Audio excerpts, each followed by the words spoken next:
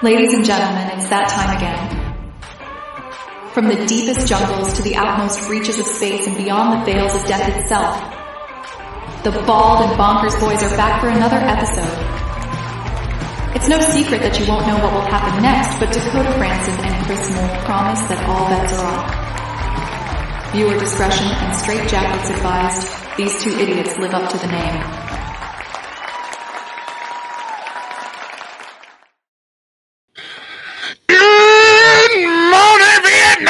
I'm just kidding. Wrong show. Well, hello, ladies and gentlemen. You're probably wondering, wait a minute. Where's the other boob? Well, boob got a girlfriend now.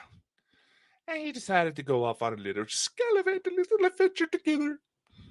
I'm not spreading any hate on that. You know, I'm happy for Chris. As much as I tease him, I am. You know, it's a miracle that he's able to find anybody. And putting them side to side. Jenny, I love you, but you and Chris kind of look like brother and sister. Anyway. So, we could probably just give this a couple minutes until people come in. I know that Trader Dots is in the room with Chris right now. You're on the wrong show! Oh, well, that's what replays are for. So, how is everybody? Are you actually able to hear me? Because I don't have a talkative co-host to tell me if something's wrong this time. All right, I opened myself in another tab and we should be good to go. So, quite a bit going on in the world now, isn't there? It's almost difficult to keep track of this stuff, you know? So much stuff going on. Recently, the AARO just launched their own website, the All Domain Anomaly Resolution Office. It's basically the new UFO task force founded by the United States government. And figured you could expect the underwhelming content from a government-run website. I mean, come on! If you're going to be putting stuff out there, make some effort, man. Come on. Oh well, that is just me being a nudie designer, bitch. Oh, it is interesting to see what all they're putting together. They do have some UAP videos. It does kind of indicate right on the website that there will come a time later on when I think I saw something different pop up on this website earlier. It does indicate that they will open up the reporting for civilian reports. So which is a good step, because this approach of only trying to get government insiders, while that does bring the focus out on what's actually going on, it leaves out a huge dynamic. Yes, the civilians, they may not know what all the government up to, but they may see something the government people ain't seeing. Who knows? How's it going, Dots? Slightly different show today. We don't have a crazy Scottish person trying to overpower the show. Love you, Chris, like a brother, but sometimes, man, you just get them. Anyway. And obviously with this government attention, we get a lot of concerns about these programs being utilized to eyeball eyewitness reports. And granted, it would be easy. People are literally just going to be forking over their information to these government agencies. There's numerous reports and several individuals that have come forward saying that people have been suppressed, intimidated, and potentially even killed for talking about the things they witnessed. So unfortunately, we got a little bit of PTSD going on. But as always, we're not going to get down to the truth until people start talking.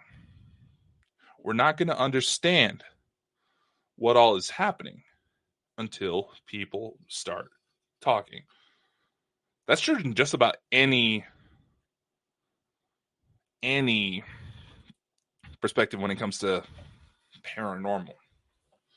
Granted, you're going to have skeptics, and there's nothing wrong with that. As long as they're not total assholes, granted.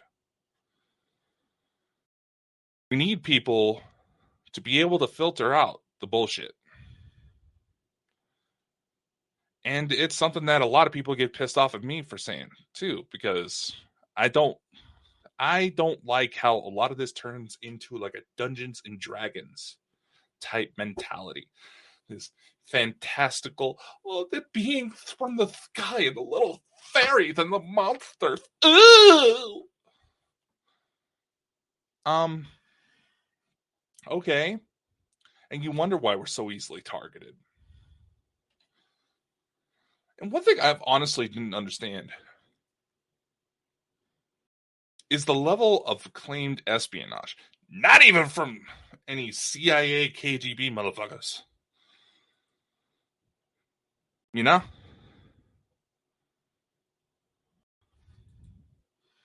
Just people in these cliques that, oh, this person said this. Why?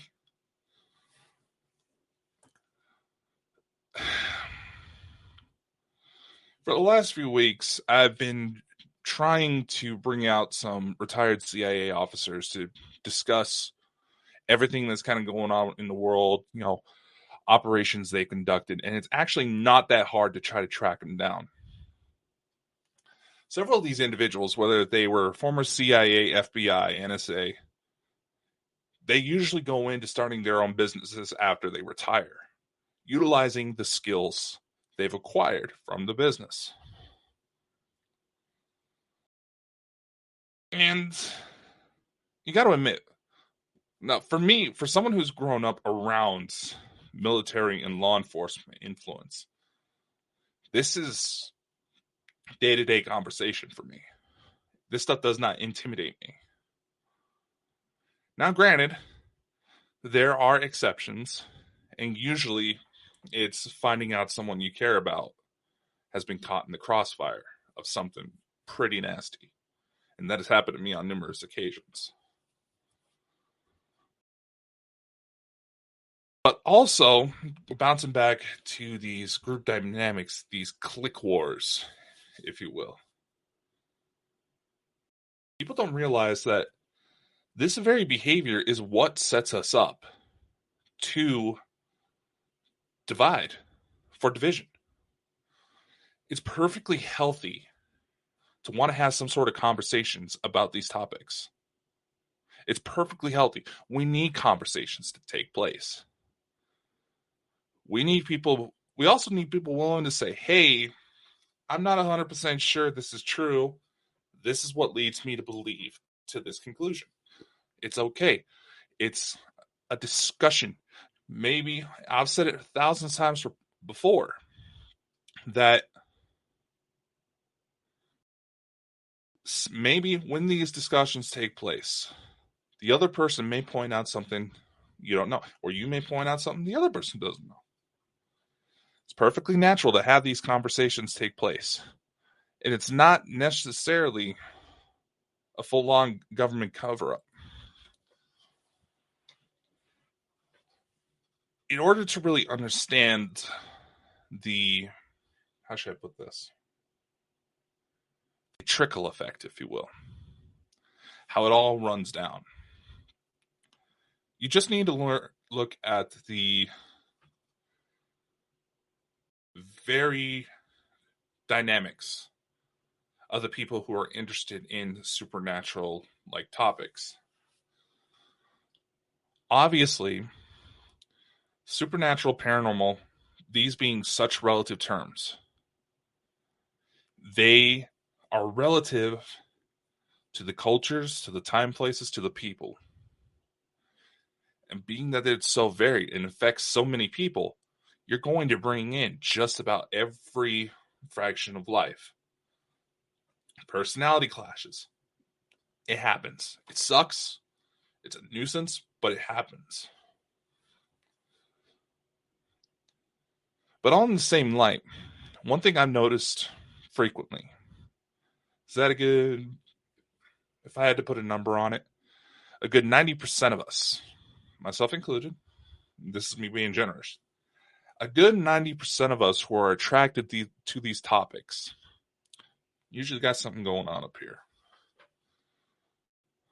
And just by me saying that, there's going to be individuals who get offended, saying that, oh no, I'm not mentally ill. No. 1 in 3 people. 1 in 3. It is speculated that I believe that's up to at least 1 in 3 people, average everyday citizen, has some form of mental illness. Now, granted, in many aspects, it does seem like that every human quirk is they're trying to put a label on every single little quirk that doesn't necessarily need it. But in the same light, being knowledgeable of these things can help you understand factors much further. Because we also had to acknowledge that with these specific type of traumas, a majority of what it fosters is almost narcissistic behavior. And there's several people. Predominantly ladies, but men are a bit more stubborn when it comes to acknowledging this part. There are several mental conditions, for lack of a better word, that have enough of a trauma base to where people start to develop narcissistic tendencies. Now, anybody can have these tendencies. It's perfectly normal. But these are the individuals who go to such an extent to try to make themselves look good that every part of what they do is only for self-fulfillment. And if the slightest thing comes up that threatens their ideals, their image, their beliefs, woo! If anybody's ever dealt with someone with borderline personality disorder, you're probably familiar with the walking on eggshells sensation. Again, I'm going to say this. This is not a judgment call. This is a statement of observation, a statement of facts. I'm going to say that now because there's going to be somebody who likes to stalk my pages, disliking every video, even though all that does is add to the algorithm. So thanks for the free publicity. There's going to be some people are going to be so riled up about what I say that they're going to do whole lives to try to think, oh, God,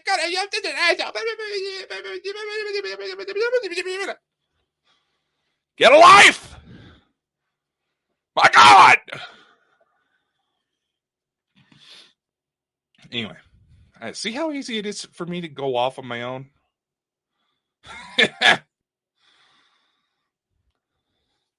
Here, I'm just looking at the chat real quick. Dots, yeah. Governments want us to stop talking. But that's not really productive, is it? It can be argued that anything, say like the CIA, the finger gets pointed towards them to every major conspiracy these days, right? So let's pick on them. The CIA, a lot of what they train people to do, their people to do. Now, mind you, I believe the cost, if you were to put a price tag on all the training an appropriate CIA officer goes through, I believe they say that number is close to $2.5 million in training. A lot of what they teach their people to do is to accent what's already there. So, there was this conversation where a gentleman, Andrew Bustamante, He's the founder of Everyday Spy. Like I said, he uses a lot of what he was taught during his time at the CIA as sort of almost like a self-help course. It's honestly very interesting stuff. Check it out if you want. I'm not going to hold you to anything. There was an interview I caught with him. I bring him up a lot because I've been trying to get him on the show, but scheduling conflicts. He's a pretty popular guy. He went into this discussion about how case officers look for people to bring in as an asset. So obviously when we have this sort of scenario, our minds tend to automatically go to Hollywood examples, right? You know, big case of money, gun pointed at him, say, you're going to come work with us. No. When these case officers try to secure an asset, someone they want to secure a job for them, they do extensive background searches. This is where the finding out about financial problems, if a loved one is severely sick and is not getting the medical attention they need due to, financial reasons, their case being too risky, things like that. They case out these individuals who are in high priority locations. Then they simply approach them, say in a bar one night, and said, hey, I know you have this issue. Go for the example of, say, they have a kid in the hospital who's dying of a very serious illness and no doctors are willing to take a look at it. I know you have this issue. I know your son's not doing well. I want to help you. If you agree to what I'm about to tell you, I can have your son, all expenses paid, taken to this specific doctor. All his medical bills will be paid. All your travel expenses will even put you up in nice lodging so you can be there for your son as he recovers. But we need you to do this job. Obviously, they're going to train for the stranger response, the fight or flight, when you initially meet someone for the first time. Isn't basically someone just automatically comes walking up to you, chances are your first response is like, who the hell are you? And that response gets heightened when that personal information comes forward. They call this a cold response. A warm response is when they have someone, start to become best friends with the subject and try to basically watch an individual close.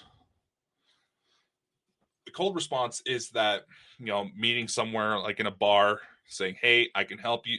Let's help each other out. Normally, it does not result to immediately busting out a load of unmarked bills and having a gun pointed at you. Usually, the goal of the conversation is to, at the very least, slide this person a business card with their number on it. Say, if you don't feel like answering now, call this number and we'll give you the full details about everything. What the CIA usually counts on is that person is not going to want to talk about what just happened. Because, again, it sounds outlandish. I mean, who the hell would just walk up to somebody and automatically start spilling stuff like that, right? Secondly, there's that fear response from an outside person. Say it was a father who was at a bar, trying to decompress before going home, goes home to go tell his wife. Immediately, the wife might just get a little scared, as in, what the hell were you doing to draw the CIA's attention? Why do they know about you, right?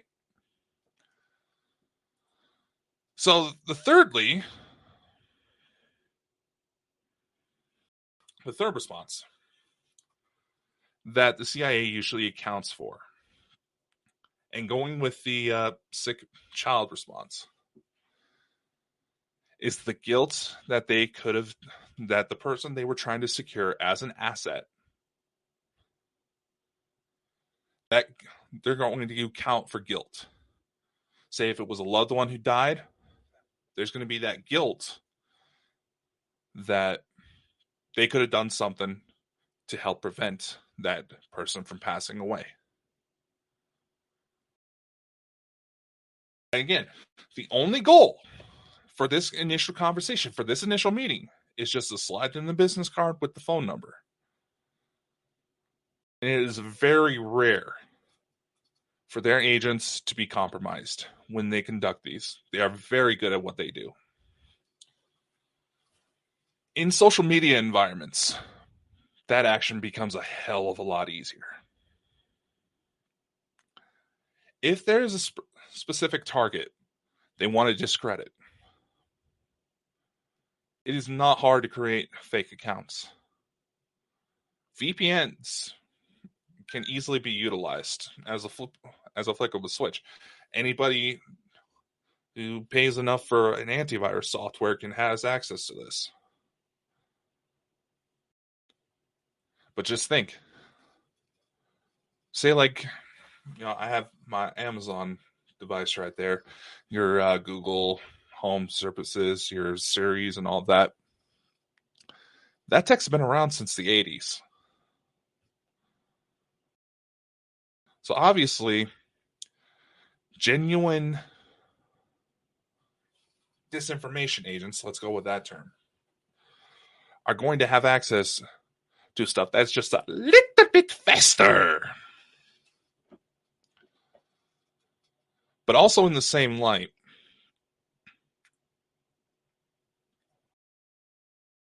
these people are trained very well on how to hide.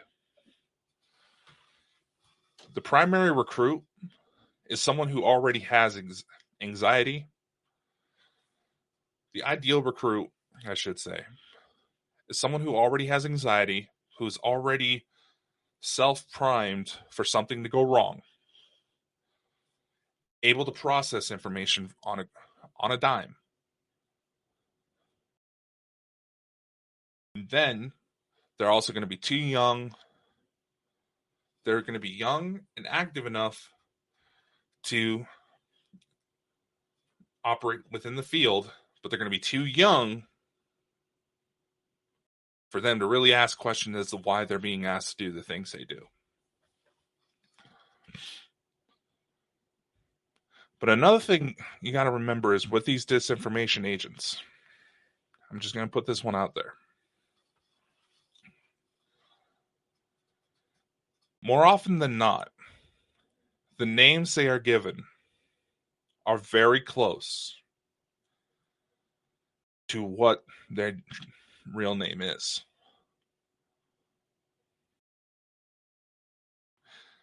This is a tactic that I was actually taught during my bounty hunting days, where if I had to go into a location utilizing a fake name, I needed to use something that was close to my real name,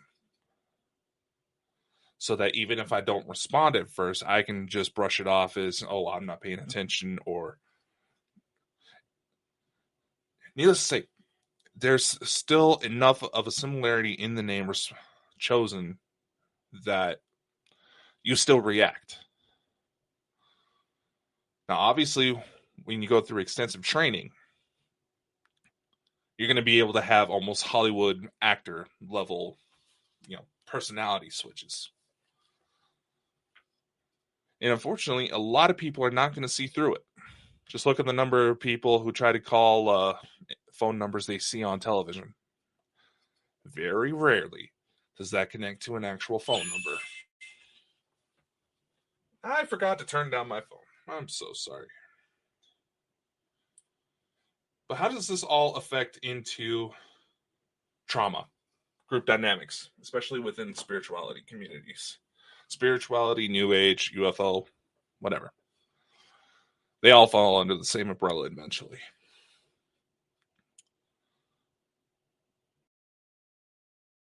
Trauma responses can actually affect people on such a deep level that the DNA is rewritten. Maybe this is some sort of survival tactic that goes under the premise that basically, if a parent goes to do something, they survive long enough to have children, there's a pretty good chance that child is going to experience something very similar. So, we put that paranoia in the DNA, that child may have a chance. Or at least that's the prevailing theory. The one that makes the most sense. Anybody else seeing this kind of humanoid blue right here? It's like right where my finger's at. Anybody else seeing that? Hello there. Anyway. Look, it's CIA trying to remote view on me. Do you enjoy the show? Could you send the sexy KGB women?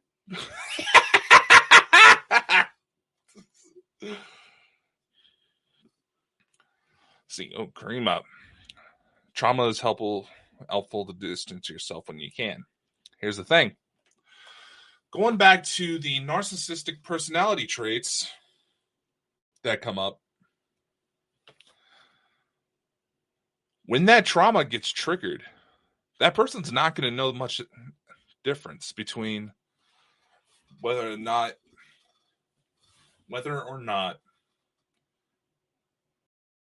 it is this rough feeling they're getting is because something about what this person is saying doesn't make sense,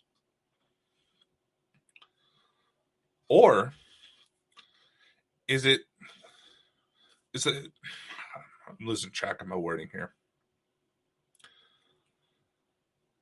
This whole idea that trust what your inner bullshit meter does. If your inner bullshit meter goes off, then yeah, that person's probably lying. Here's the thing though. With these narcissistic trauma responses, that ability gets compromised. If you're not sitting back and trying to process the information carefully, if you're trying to process it on the fly, you're going to start attacking. And you may end up accidentally attacking individuals that you really need on your side. Think about it.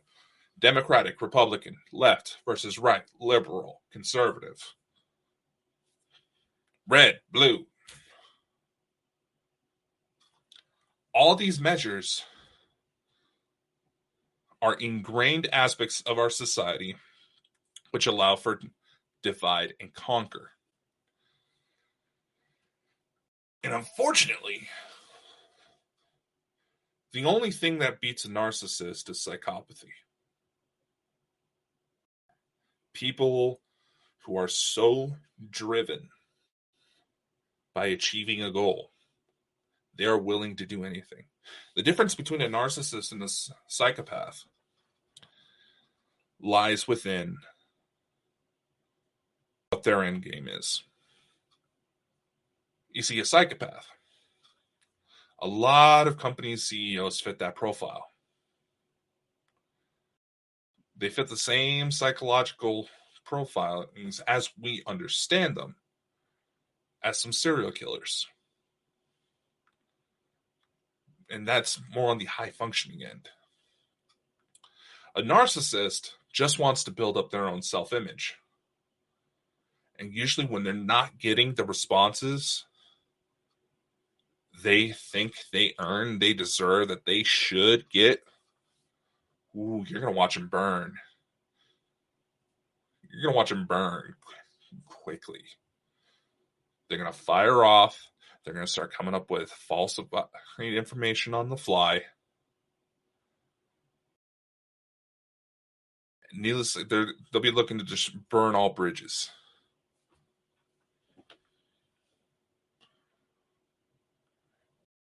And it's a devastating thing to watch. Because in the same light, narcissists and psychopaths, they a lot of times share the same aspect of charisma. They can quickly become someone respected or someone loved. But also in the same light, for as long as humanity has been around, we have been pack animals. Tribalism. We want to protect those that are around us. Is one of the reasons it is speculated that the modern day human managed to survive, but Cro-Magnon men, officially as a pure species, went extinct.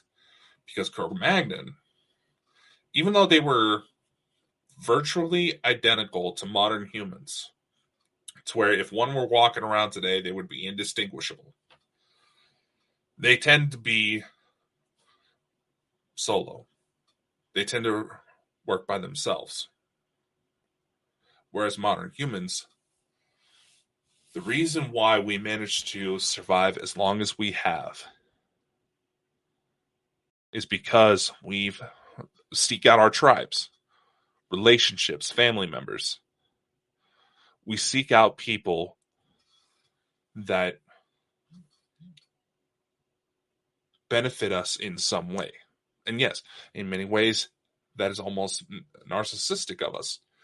But that's how we managed to survive all this time. And it's a beautiful thing when people can actually start coming together. But in the same way, it can easily be the end of us. You always hear about instances of corporate espionage, things like that. In paranormal communities, I've seen it so many goddamn times, it is ridiculous. Where they're saying, oh, I think that person is fine. Oh, I think that's fine. First off, that's an insult to legitimate spies. Because at the end of the day, people are being assholes. But when it comes to the extraordinary situations we find ourselves in today,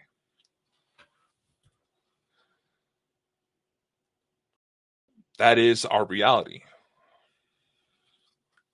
As I said before, trauma responses can be passed down into DNA. What the?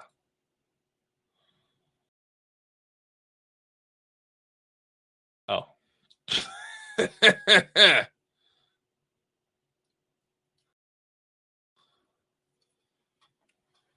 Sorry. I was caught messages on a little chat box that pops up rarely. Anyway. Dots, you're right. It is an ego problem.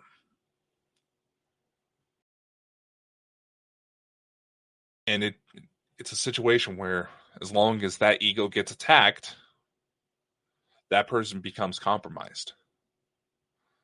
And as much as they allow themselves to be attacked,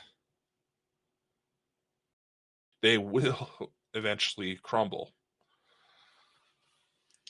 Finding a genuine support system of people willing to slap you upside the head if you start steering wrong, that can be helpful in many ways. But how does this affect situations like MK Ultra, trafficking victims? The people behind these programs may have not even realized the repercussions of what they were doing. How extensive the damage goes. You traumatize one person, chances are that trauma is going to affect that person's behavior for quite some time. The willpower it takes to break those cycles is astounding. And I commend anybody able to do so under whatever circumstances may have been presented to you.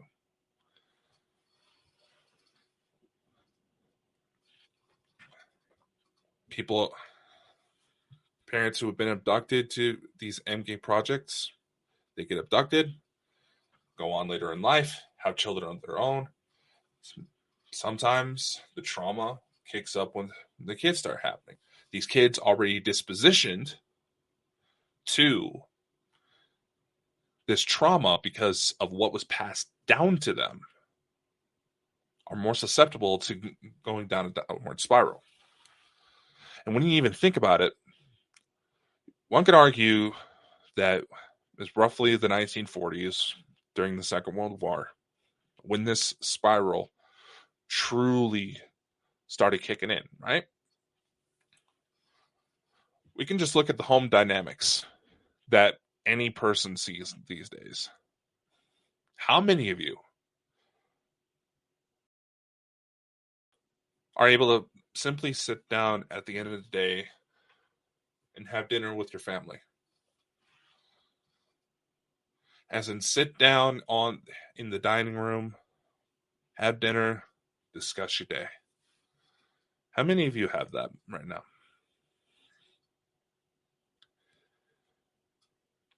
How many of you have kids or as kids had your own little keys to get in the house because chances are nobody was going to be home by the time you got off school?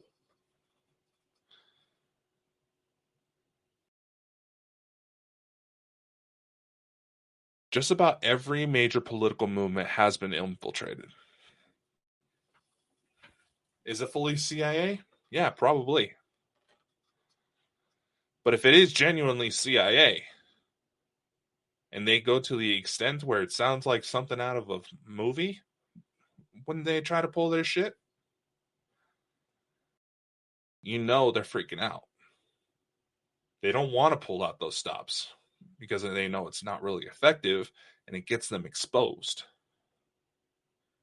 or at least a heightened risk of exposure.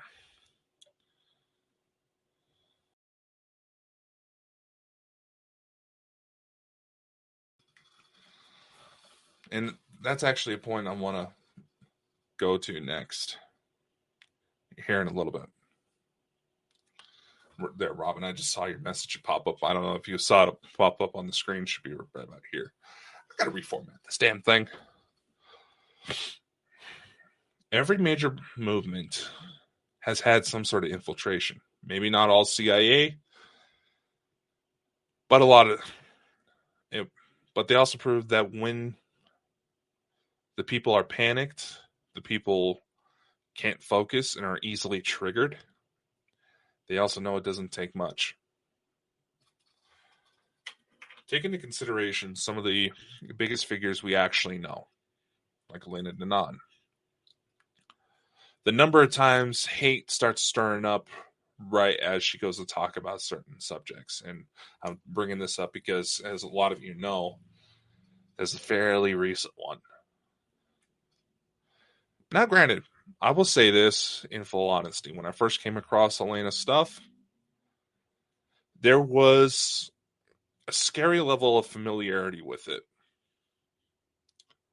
But I was also trying to maintain a level of skepticism because of how extraordinary certain things account. Now, as many of you also know who have been following this show, anytime the two of us cross winds, something weird always happens. I mean, hell, just asking a question on whether or not a certain species can survive for long periods of time without too much assistance here on planet Earth. A few hours later, as I get home from work, there's a fucking craft above my house. I should say something!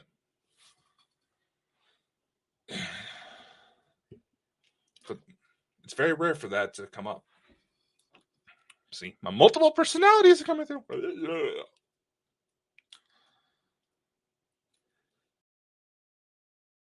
When it comes to situations, especially like Elena, I will just to kind of wind myself down here.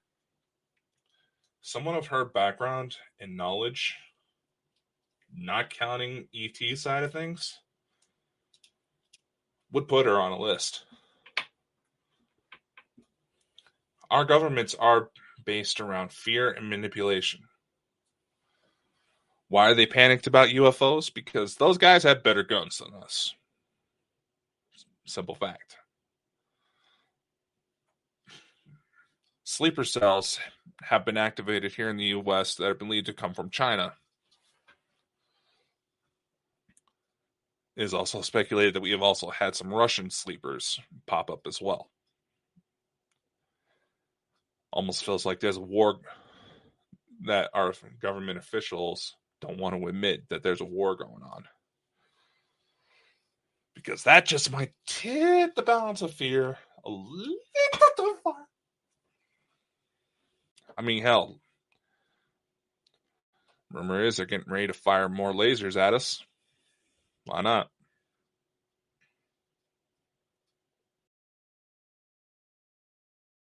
The truth is that until we actually step back and try to understand why certain things are happening, we can't know for 100% sure. And I've seen on quite a few occasions where people try to say, oh, they must have had it in their soul contract to do these evil things. And while yes, these conflicts aren't needed when it comes to the grand scale, it breeds evolution. So they're needed. No matter what level we reach, there's going to be some form of conflict. You can guarantee that. And you can see that that alone bothers some people who are likely need some serious intervention when it comes to their mental health. Because this idea that the ETs are going to be some omnipotent beings that are going to just, snap their fingers and all the world's issues are going to go away overnight. Or the ones that get bothered when there's details of genuine battles taking place and people dying. They say, oh, they're not more enlightened than us. They're a lot more like us than you realize. In many cases, they're probably even more human than us. But in the same light, the main reason their operations go the way they do is because they've had to learn, just as we're having to learn right now. To say that someone is bound by a soul contract to do evil, I'm honestly bothered by that. I'll say it this way. Maybe it's true. It's hard to tell. My personal belief is that only 1% of us who claim to have some sort of star connection are legit. The rest may have just misinterpreted them. Now, I fully admit I could be wrong on that number, but there's still a lot we don't know from our perspective. But in the same light, we talk about how soul contracts and stepping up against evil things and why people may conduct evil actions is a question of free will. Well, here's my statement on that. Isn't automatically assuming someone came here to do evil, to do these horrendous things, questioning free will as well?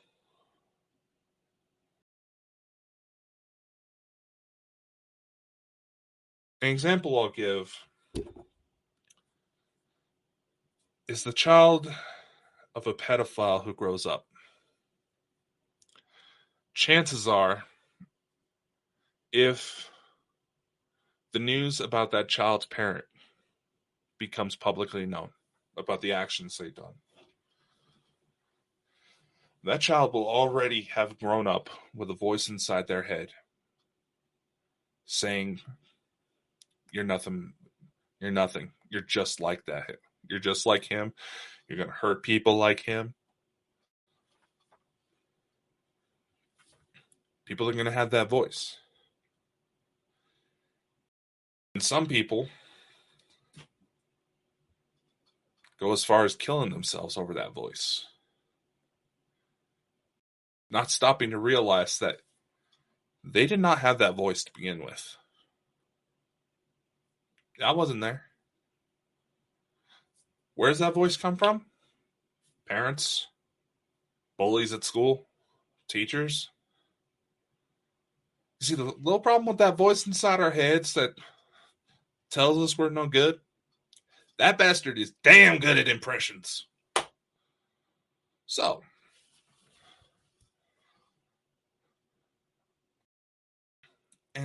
so that's something that a lot of people end up having to live with. But for children who've grown up with parents who have done awful things, there usually goes, in many ways, their path is already predetermined to split off into one of two options.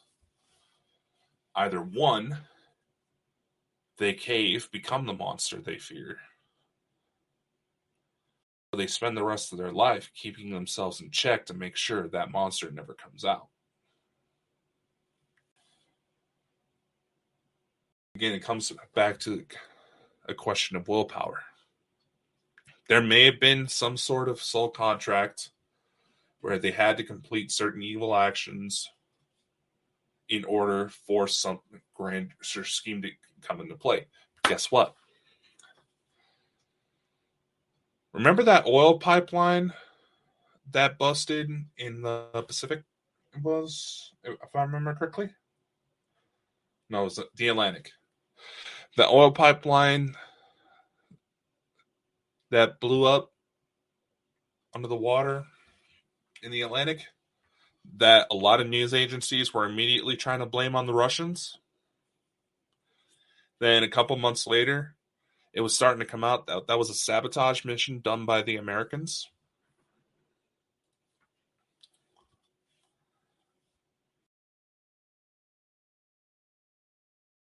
Exactly.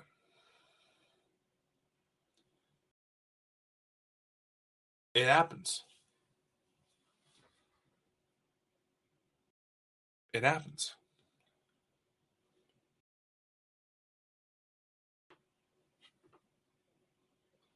And more often than not, if you find yourself in the focus of these individuals who are so bothered by competition, chances are you are doing something right. And we are in a society that rewards greed. It just happens. But in the same light, we also had to acknowledge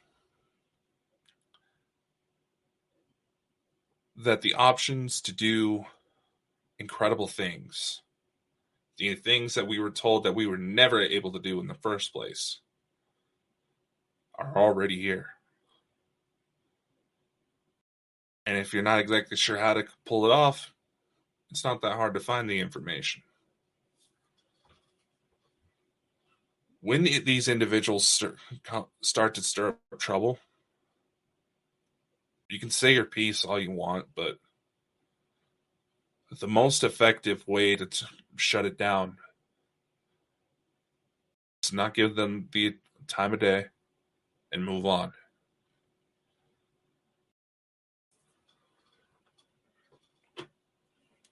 It's like something I always used to joke around with some relatives of mine.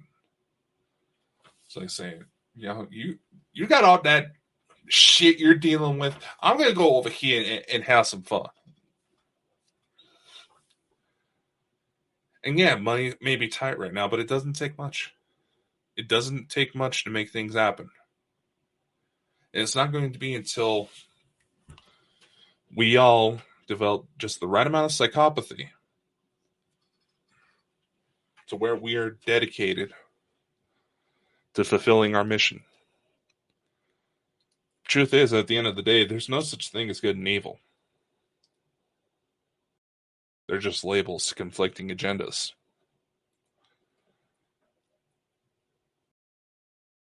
But in the same light that it's up to you to decide what you what your path becomes.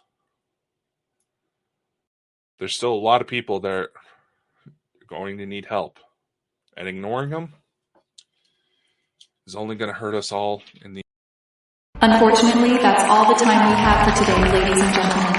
Be sure to like, follow, and subscribe anywhere you see Bald and Bonkers for even more insanity.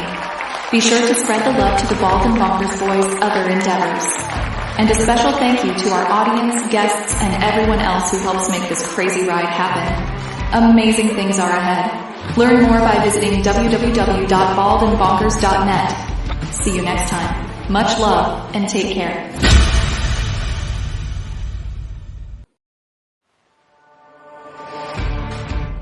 Ladies and gentlemen, it's that time again. From the deepest jungles to the outmost reaches of space and beyond the veils of death itself, the Bald and Bonkers boys are back for another episode. It's no secret that you won't know what will happen next, but Dakota Frandsen and Chris Moore promise that all bets are off. Viewer discretion and straitjackets advised. These two idiots live up to the name.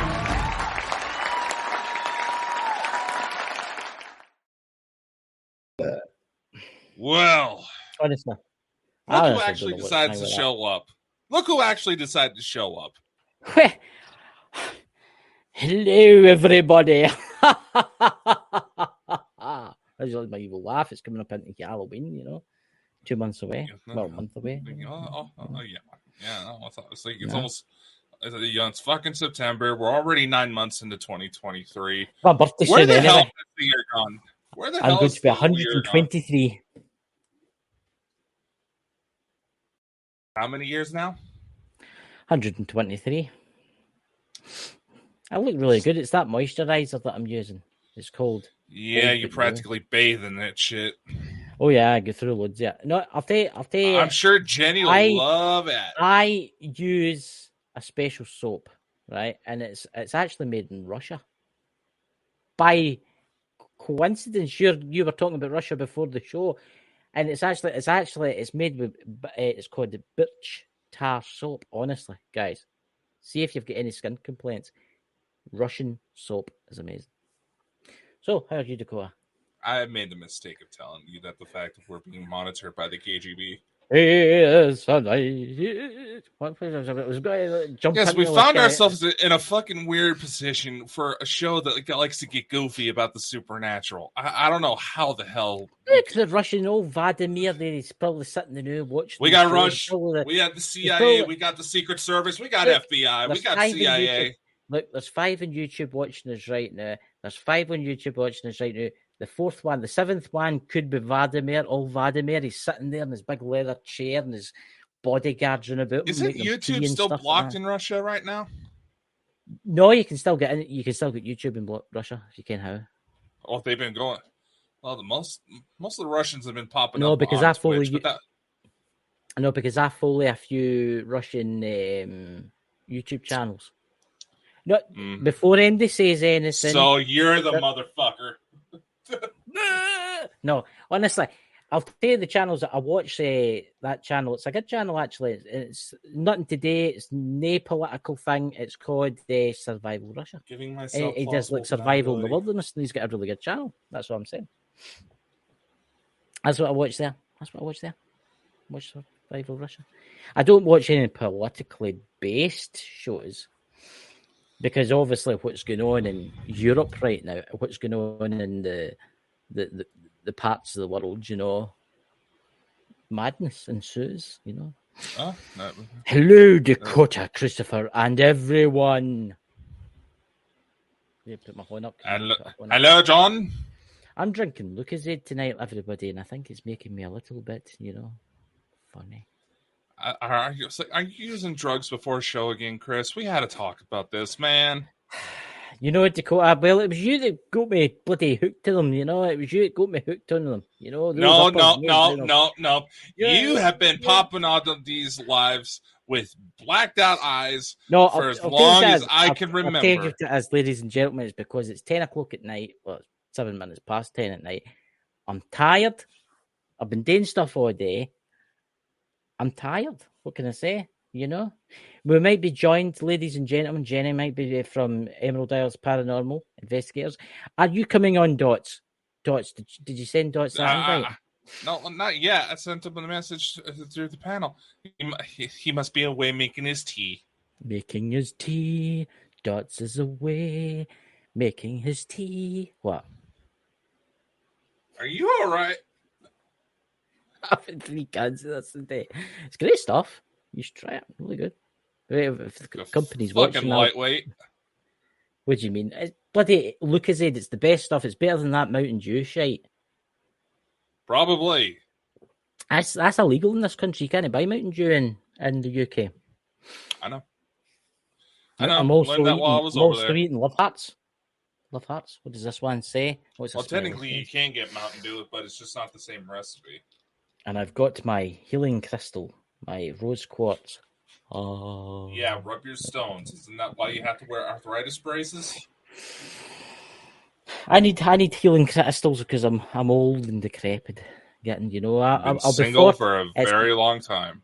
Yep, maybe I've been single. I'm not single anymore. But here's the thing. I've got. We'll see how long that lasts. Tuesday is my birthday. I'll be 42. Young man. What age are you anyway? Just what, 23, 24? 27. 27. He looks a lot older, doesn't he, ladies and gentlemen? Yeah, and I honestly thought you were in your 60s when we met. I know. I can remember the days, the 60s. What? What? Oh my god! It's bald. So, bald. Does anybody have any questions for us? Yes. Because tonight we figured we'll just fuck off and have it a fun night. I'll tell you what was interesting and talk about UFO matters, right? What do you think of that scientist that's found, he says, part of a UFO in the sea? I mean, think about it. It's very, very minute. It must have a bigger part there that they're not talking about. Because let's face it, how do you find something that small? I think that's a sample. I think it's something else. It's a very good question. Mm-hmm. I mean, have you seen that the UFO task force that they put together actually put up their own website now? Do they? That he leads. Yeah. I'll need to visit that tonight. And you can, you can definitely tell it's a government-run website because of how shitty it's put together. I like the MI5 website. If you are watching, by the way, really good website. Your quizzes are excellent. Honestly, guys, ladies and gentlemen in the chat, everybody that's watching this all over the world, the MI5 or MI6, GCHQ or whatever they want to call it, website, right? Just type it in the old computer, has got puzzles on it. It's got puzzles. And see if you can complete those puzzles. You can actually, if you complete them all, they'll actually give you a job application for them. I've made one of them. They're very difficult. Very difficult. So there you go. So I'm afraid I'm not going to be the next James Bond. It'd be a very worthless ones. Who's that in the chat? Actual.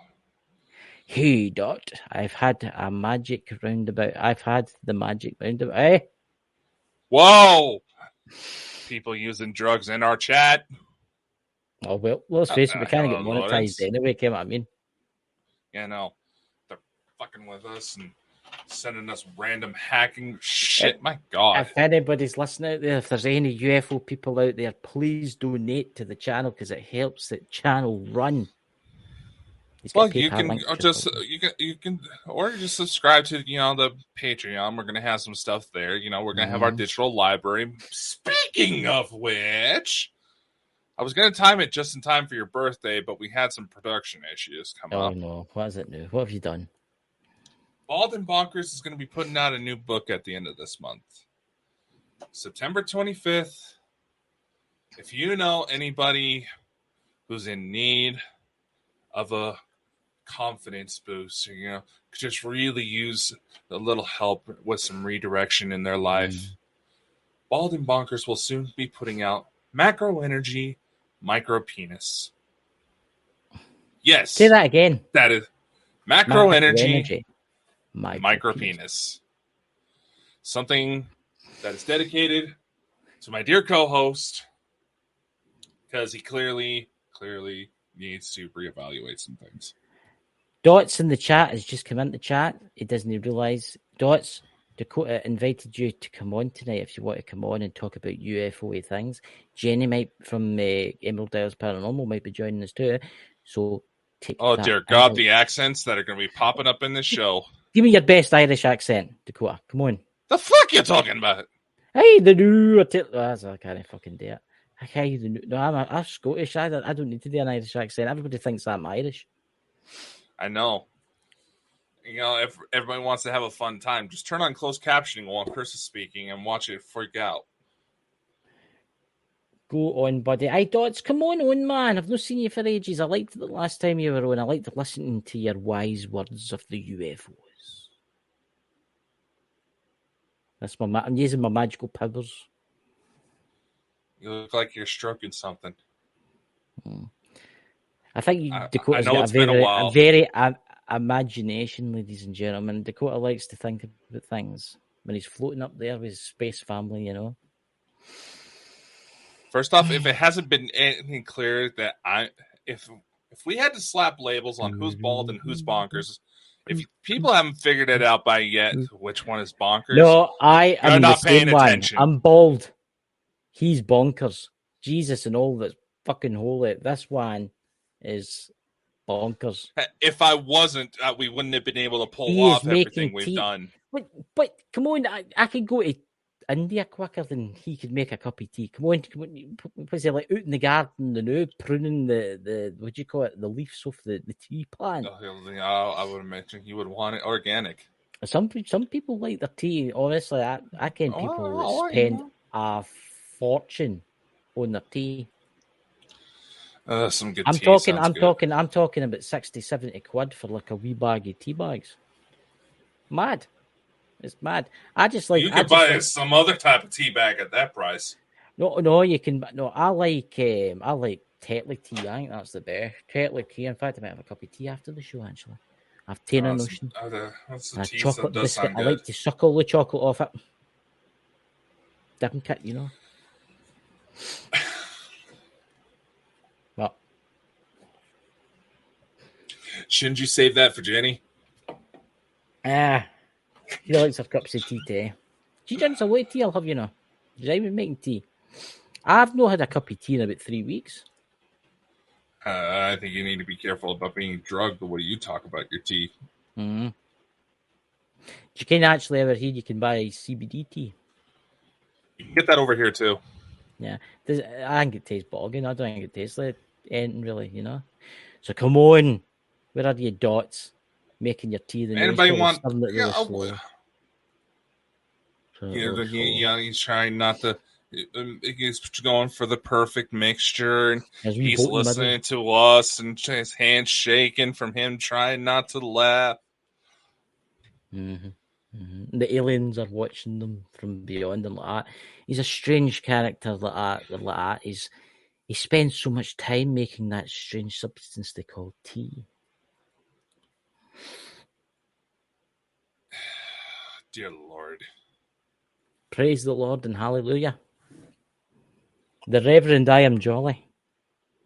So, talking on to a serious note, what else news is coming out of Hawaii?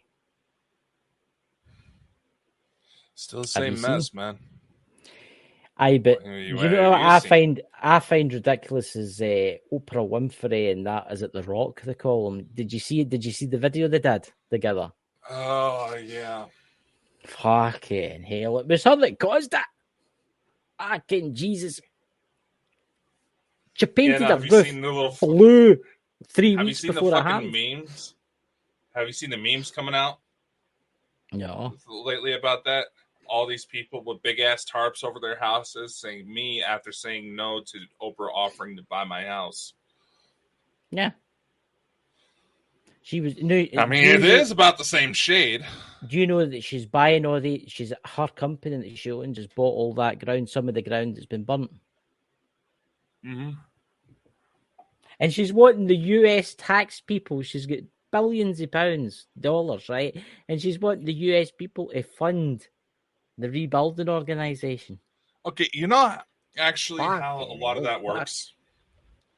You know how you go to the store and they ask if you want to, donate to a certain charity cause. You know how that actually works, right?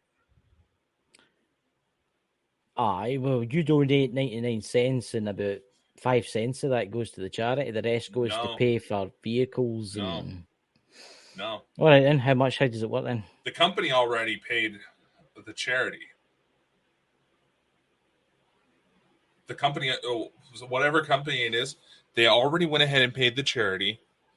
So the money they're asking you to donate is actually going back into their bank account. All right, so they've donated, say, $20 million, and they might make $50-60 million off of the charity. Yeah. They already paid it off the charity for whatever it is. How that worked. Because you work in the supermarket industry. I've always wondered how that works. Not by choice, man. That's just a day job, so I have a paycheck coming in. But it's quite interesting that, actually. It's because I'll go into the supermarket and I'll pick up like chocolate biscuits and it'll say 5 pence of this packet of biscuits goes towards, say, African children. I'm talking about when the actual supermarket. Yeah. If it's, companies that are skimming profits off of their sales to donate, that's another setup. But as far as, say, when you go and pay for your stuff at the register, and it gives you like an option, like to round up to the nearest dollar or whatever, to pay for the charity. That money is not going to the charity. That money is going back to the company that already paid off the charity. And those little fundraising things are just the companies trying to make back what they donated. So what about the companies that say, would you pay like monthly out your bank account, like charities out your bank account? Well, if it's a genuine charity donation, that's one thing. That's going directly. Here's a Dots asking you a question. Am I in? Come in, Dots. If you want to, here. It's an open panel tonight. What the hell? Don't worry, I'm mad. I've went mad. Well, I've been there for a while, to be honest with you. Oh, yeah, I was about to say. Well, if you want in, it's an open invite. Open BS night, to rant about the world, share your troubles. I will say this. The world is fucked up. The world's totally fucked. And I like the episode description shows. We can't necessarily sponsor any of your therapy, but if you use the link that's in the description below, you can get a 1 free week of free therapy on betterhelp.com. I'm going to click on that. Is Jenny driving you that crazy, man? Oh, no. I get stressed out with everything else. I get stressed out with you. Fair enough. It should say something that the only woman that knows how to deal with me is in outer space. Yes, ladies and gentlemen. What you got to do when the door opens, right? In your mind, she's this beautiful woman, right? With like beautiful hair, and she's a perfect body, right? But maybe that's just something they're doing to you to make you see that way. You realize I'm not the only one who's seen her. I just listen to me, but maybe they're just saying that. So motherfucker, you saw you saw this story unfold. You know for a fact I know. I've seen the story. Elena's fucking seen her, man. I know. I've seen her too. I've seen your wife. I've seen her, but just listen to me, right? Oh, everybody's seen her. Everybody's seen your space wife, right? As a beautiful woman, right? But what happens if that's maybe she's just portraying it to you that way? So it's everybody that does see her be like, oh, aye, to you, and you'll be like, aye, that's my wife. But in actual fact, she's a big blob with 25 eyeballs and big tentacles. I know that's the type of thing you're into, but come on, you'll man. be covered in suckers and all that kind of thing. I feel sorry for your woman. That's terrible, honestly, ladies and gentlemen. You've got to wind them up. He gets really heated when we talk about his space women. How would you do it? Okay. Dodge, did you have a space woman out of curiosity? Because he's got one. You have to watch out for mating claws, you know, if they have them. Right. You know, could look like a flipper, but it could be something else. I know. Aye, but that's the thing. There's that many extraterrestrials out there. There's that many extraterrestrials out there. Chris, you're in trouble. What's that? Aye, Jenny's coming in. I know. Good. She's got a gear You're out. in trouble. She's got a gear out. Considering what we were just saying as she wrote that, you might be in trouble. What? Just because she says I'm on the way in? It'll be fine. But honestly, honestly, do you not think that some extraterrestrials portray themselves as like looking human? It's called politicians. To try and intrigue to bring you in, and then when you finally meet them, they're like totally different than what they look like. That's politicians. Because you're going to have them up there. You're going to have politicians in space. Oh yeah. Oh yeah. There's got to be sneaky wee buggers up there. They know. Oh, aye. Watching this transmission, they know, thinking we got one. That guy's right married here. my daughter. That guy there's married my daughter. Aye. Out of curiosity, does your space woman have a father? What's his name? Oh, what was his name? Come on, do you know Ken the in-laws? Look at this, he's forgot the in-laws' name. Can you imagine that? He's been married there and he's been banging. Oh, terrible. Well, most of us actually have a genuine track record, Christopher, unlike you. Well, look, come on then. What is your father-in-law's name in space? Oh, I don't recall actually talking to him much last time I saw him. In-laws are in-laws, no matter where they are. Right, mother-in-law. Well, the in-laws were nice. I got along with my mother-in-law pretty well. She was very friendly, but I don't know. I don't. Yeah, they're quite friendly. That's why I have 3 kids. Jesus. Yeah, too much time in the Starship Enterprise. That's what I was. Too much bloody Captain time. Kirk's got nothing on me. Too much bloody time. Yeah, that was off. Can I actually wait a minute? What age were you when the first one came to you? The first kid came to you? I first became aware of him when I was 12. How does that work? Is that like time differential kind of thing or something like that? God, I hope so. Otherwise, that insinuates some very questionable actions. Because that's what I was just thinking. Because I read your book. In that, and I actually thought that. Yeah, why do you think it was so concerning? Well, it's a weird one. Time isn't exactly linear. I remember Tony Rodriguez being saved from drowning by somebody that he worked with that was when he was 9 or 10, and he didn't end up working with Jackie until he was writing his book, and she ended up saving him. If you can read it in the book, it's really weird. So time's not exactly linear the way you think it is. We see it linear, but it doesn't operate in that way. It's very hard to explain because we just don't understand it. But do you understand what I'm talking about, Dakota?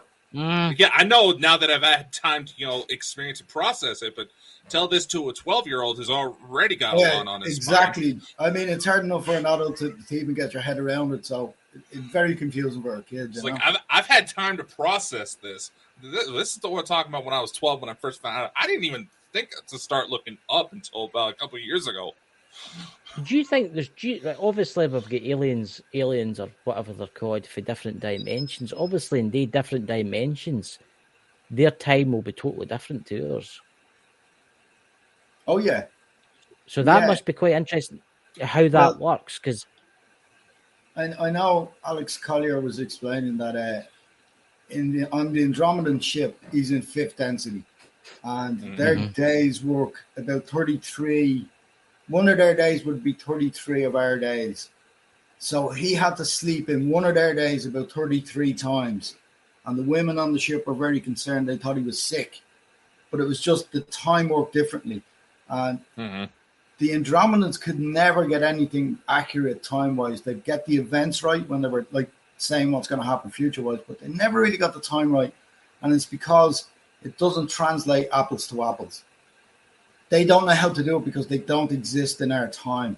So they really don't know how to translate it properly. They can see what's going on, but if you ask them what time is that going to happen at, tell us what date, they just can't do it because, and they're from the future as well, which makes it even more difficult.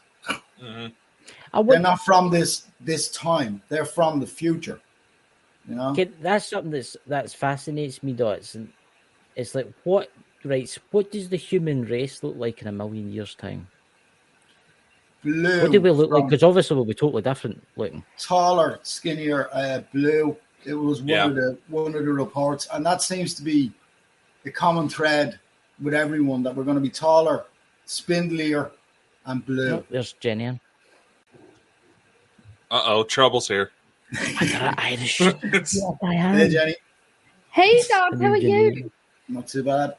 Hey, Dakota. Hey, Christopher, brother. Hello. Yes, sister. My sister. I'm just saying. Honestly, putting you two side by side, Jen looks like Chris with a wig. Jenny, you're waiting to where's my back scratch? I'll give you. Trust me. Give my heart. I got the wig. You should see me with some of my sisters. It looks about the same. But you know, I've heard of couples starting to look like each other after being together for like 10 plus years, but that's just Freudian. That's like the dogs and the owners. Dogs and owners, yeah. Right. Yeah. We were just 4 dogs. So I mean, I have the. Don't you worry, Dakota. Dog. We'll find you someone. I'm snappy like my Chihuahua. Yeah, that's Fitz. Loyal like my collie. But Crazy like my Yorkie. I've got my quality. I've got a border quality. But here's the thing, Jenny. We're talking about time and how time's different in space and stuff like that. But what do you think humans will look like in 1,000,000 years from now? Hopefully not Dakota. If we're not dead, that is. No, the other body looks like me, but still has hair. See, that's the thing. See, that's the serious. thing. You think you're going to have long, blonde, flowing hair. We need to go chip in and buy them all. Probably look like, what you call that movie?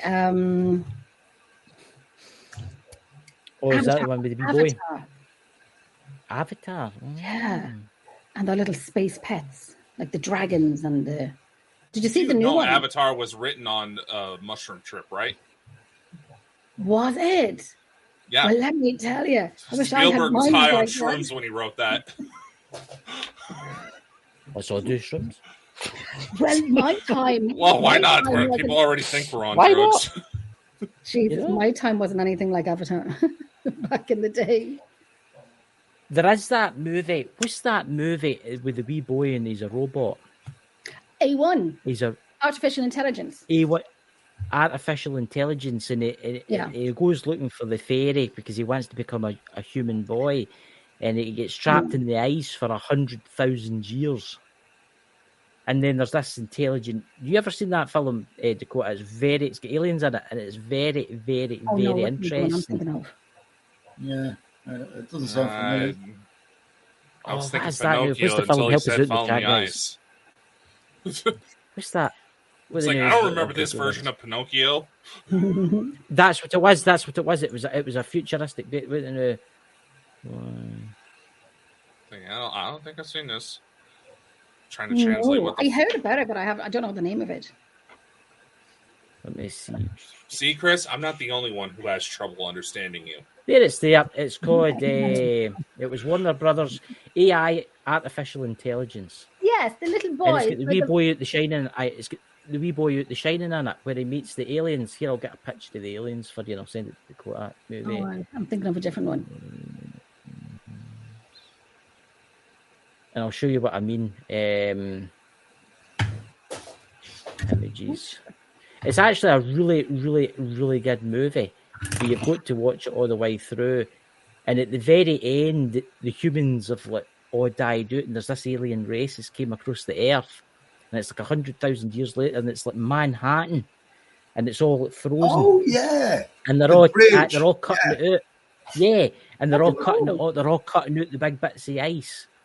This alien civilization's found Earth. Oh wow! And they're trying to figure out how the humans were. It's a really good movie. It is. I'd like to see that.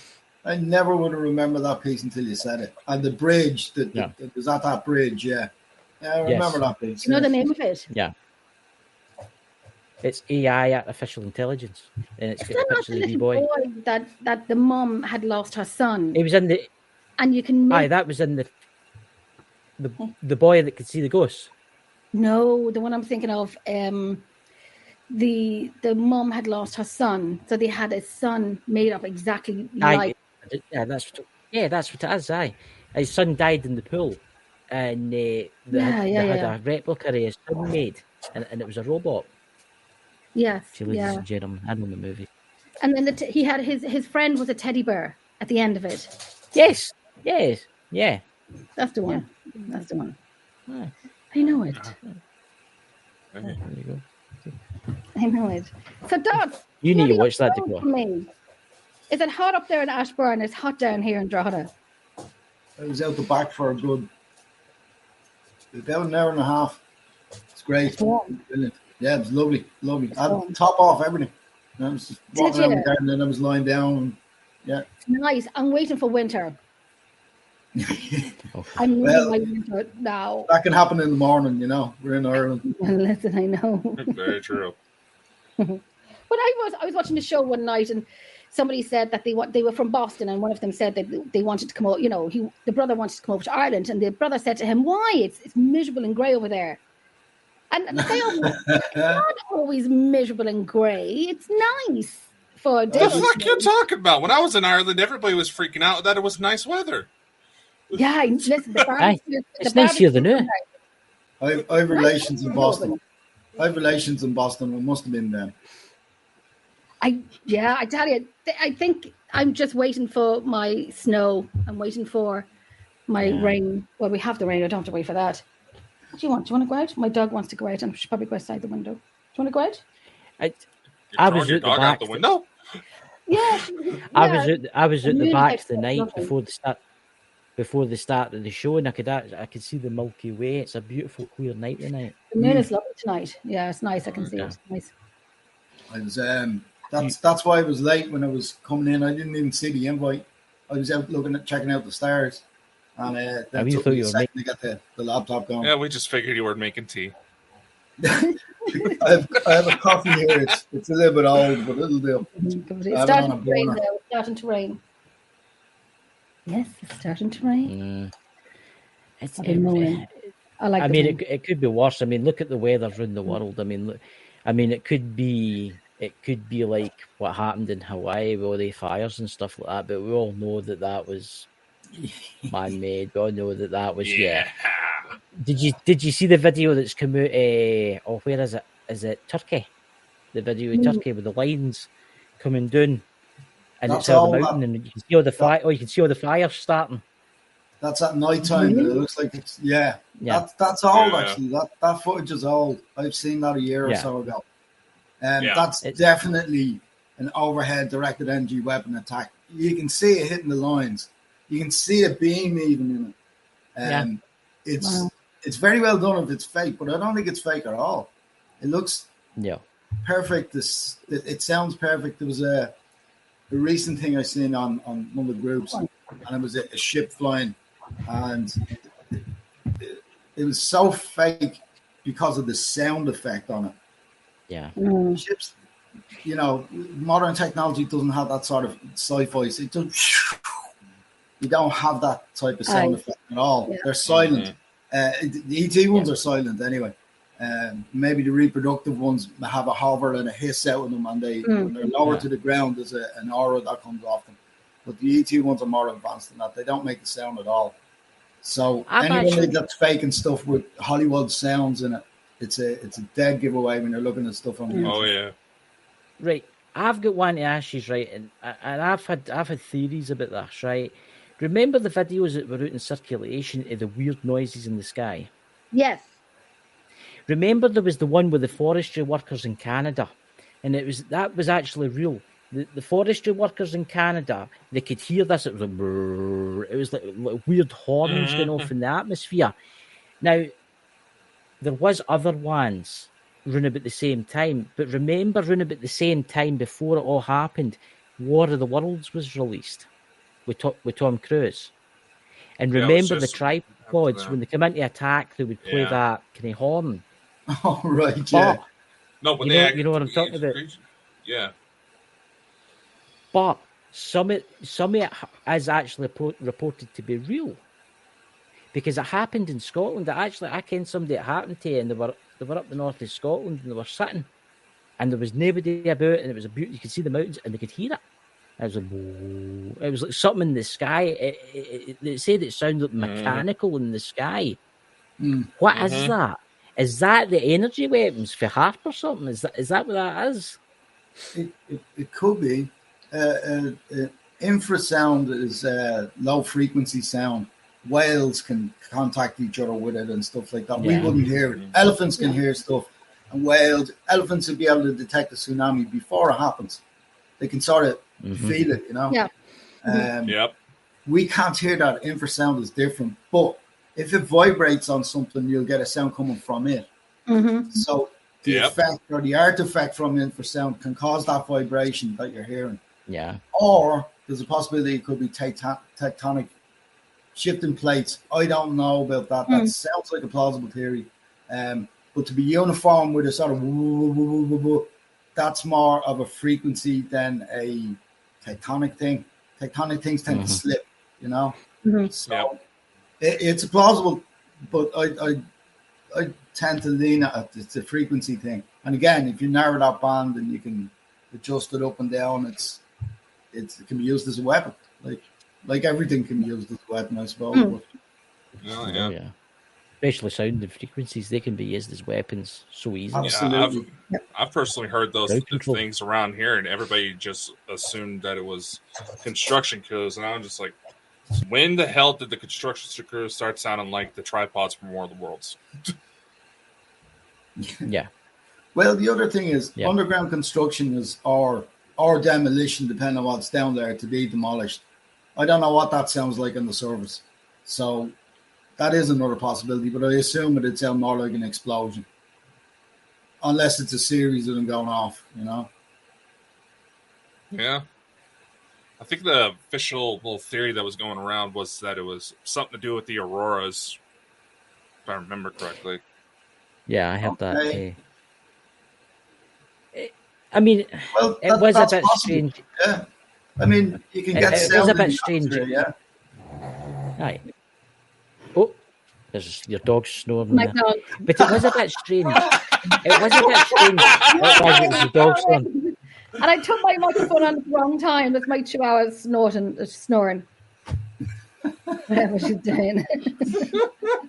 I was just about to say, what the fuck? Oh, It sounded just like it. She does it all the Oh, my time. God. Does it all the time. Yeah, big trombone, you know. Look, it was a bit strange that War of the Worlds came out like a week before all that started to happen, right? It was a bit weird that. I mean, yes, it has happened. There is actual cases where it's happened. But I think it's they're definitely up to something. They're definitely doing something with the atmosphere. It's like chemtrail and all that, because the particles they're putting into the atmosphere.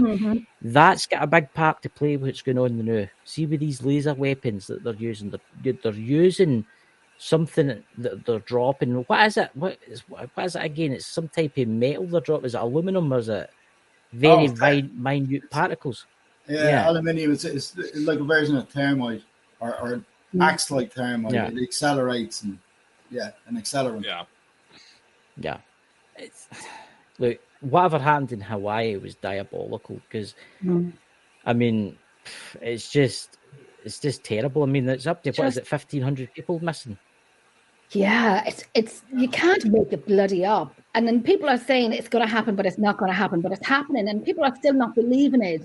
And I see these gobshites out there support, looking for money to raise for these people, like say Oprah Winfrey being one of them, and people are boycotting her now because she's a piece of pile of crap, a bitch, and absolutely, and who's she with? She's with The Rock. So the two of them are begging for money. The two of them are begging for money to help support, and everyone's giving out to her. I think the table has turned on her now. That people are going against her now, and I think it, from her associates or from the people that she knows and the islands she's been on, that whatever comes out, and you think her of all people of her childhood and her upbringing that she would have been the one who will understand these missing people and so on, but no, money talks, and she's an ass. Money does talk. And the Rock getting What was it? he's going to be, as they say, your whoever you associate yourself with. So the Rock being with her he's going to be targeted now as well to, that he's promoting this with her. And it's money talks. Yeah. It's Hollywood and it's bullshit. It's money talks. Mm-hmm. It's absolutely shocking. I mean, 3 to 4 weeks before all this happened, she painted all her roofs blue. I mean, my front door is blue. I painted my front door blue, so I'm thinking now, the neighbours won't make any difference now. They won't notice anything if I just paint the rest of my house blue. Might as well match the rest of my door. I would have started my windowsill blue. Huh? There's a female walkthrough video. There's a female walkthrough video where they're explaining it with the blue and this blue tarp, 10 millimeters thick that goes over your house and this, that, and the other, and it's months old. They were giving it out to certain people, and it was available for the public, but I'm sure that all the celebs sent that video, promotional thing, we'll do it for you, blah, blah, blah, Yep. They were well, you can look up that video if you want. And it's all that blue, and it's a special covering, and it's for fireproof, and it's this and it's that. Why were they recommending it? I know, and I seen the video as well during the week, and where there was material on a surface, saying different colors, but one of them was blue, and you see this laser burning through every one of them, but the blue. And I'm thinking, I bet you I go up to home base now, and all the blue paint will be sold out. Unless I'm ahead of the rest of the people, and I just say I have all the blue in the shop. Why? I just like blue. And just paint my house blue. It's good to know that in an energy weapon attack in my street, my recycling bin will be survive it because it's blue. It's the same colour as blue. That's only that type of energy weapon. Different colours, different frequencies. But obviously we know that the dangerous one, that one, blue is a good one, Yeah. I'm just going to kind of slowly go into the whole blue thing. I might even dye my hair blue. Blue hat, jacket, t-shirt. I know, it was blue before. I think I might go back and dye blue tomorrow, so my head will be safe a little bit anyway, at least. The rest of my body will be zapped. But soon everybody's going to start painting themselves like Smurfs. Yes. Or that music video. What's that music video? It's out of Germany and they're all blue. The Blue Man Group? The Blue Man Group, yeah. Blue latex, that'll be true roof now. Yeah. But I'll actually see this. I will say this. It was actually Jenny that said to me about this. The Simpsons. Yeah. The Simpsons. What are they on? Who knows what? Who do we need to take into a cupboard and say, we will not let you go? Speak.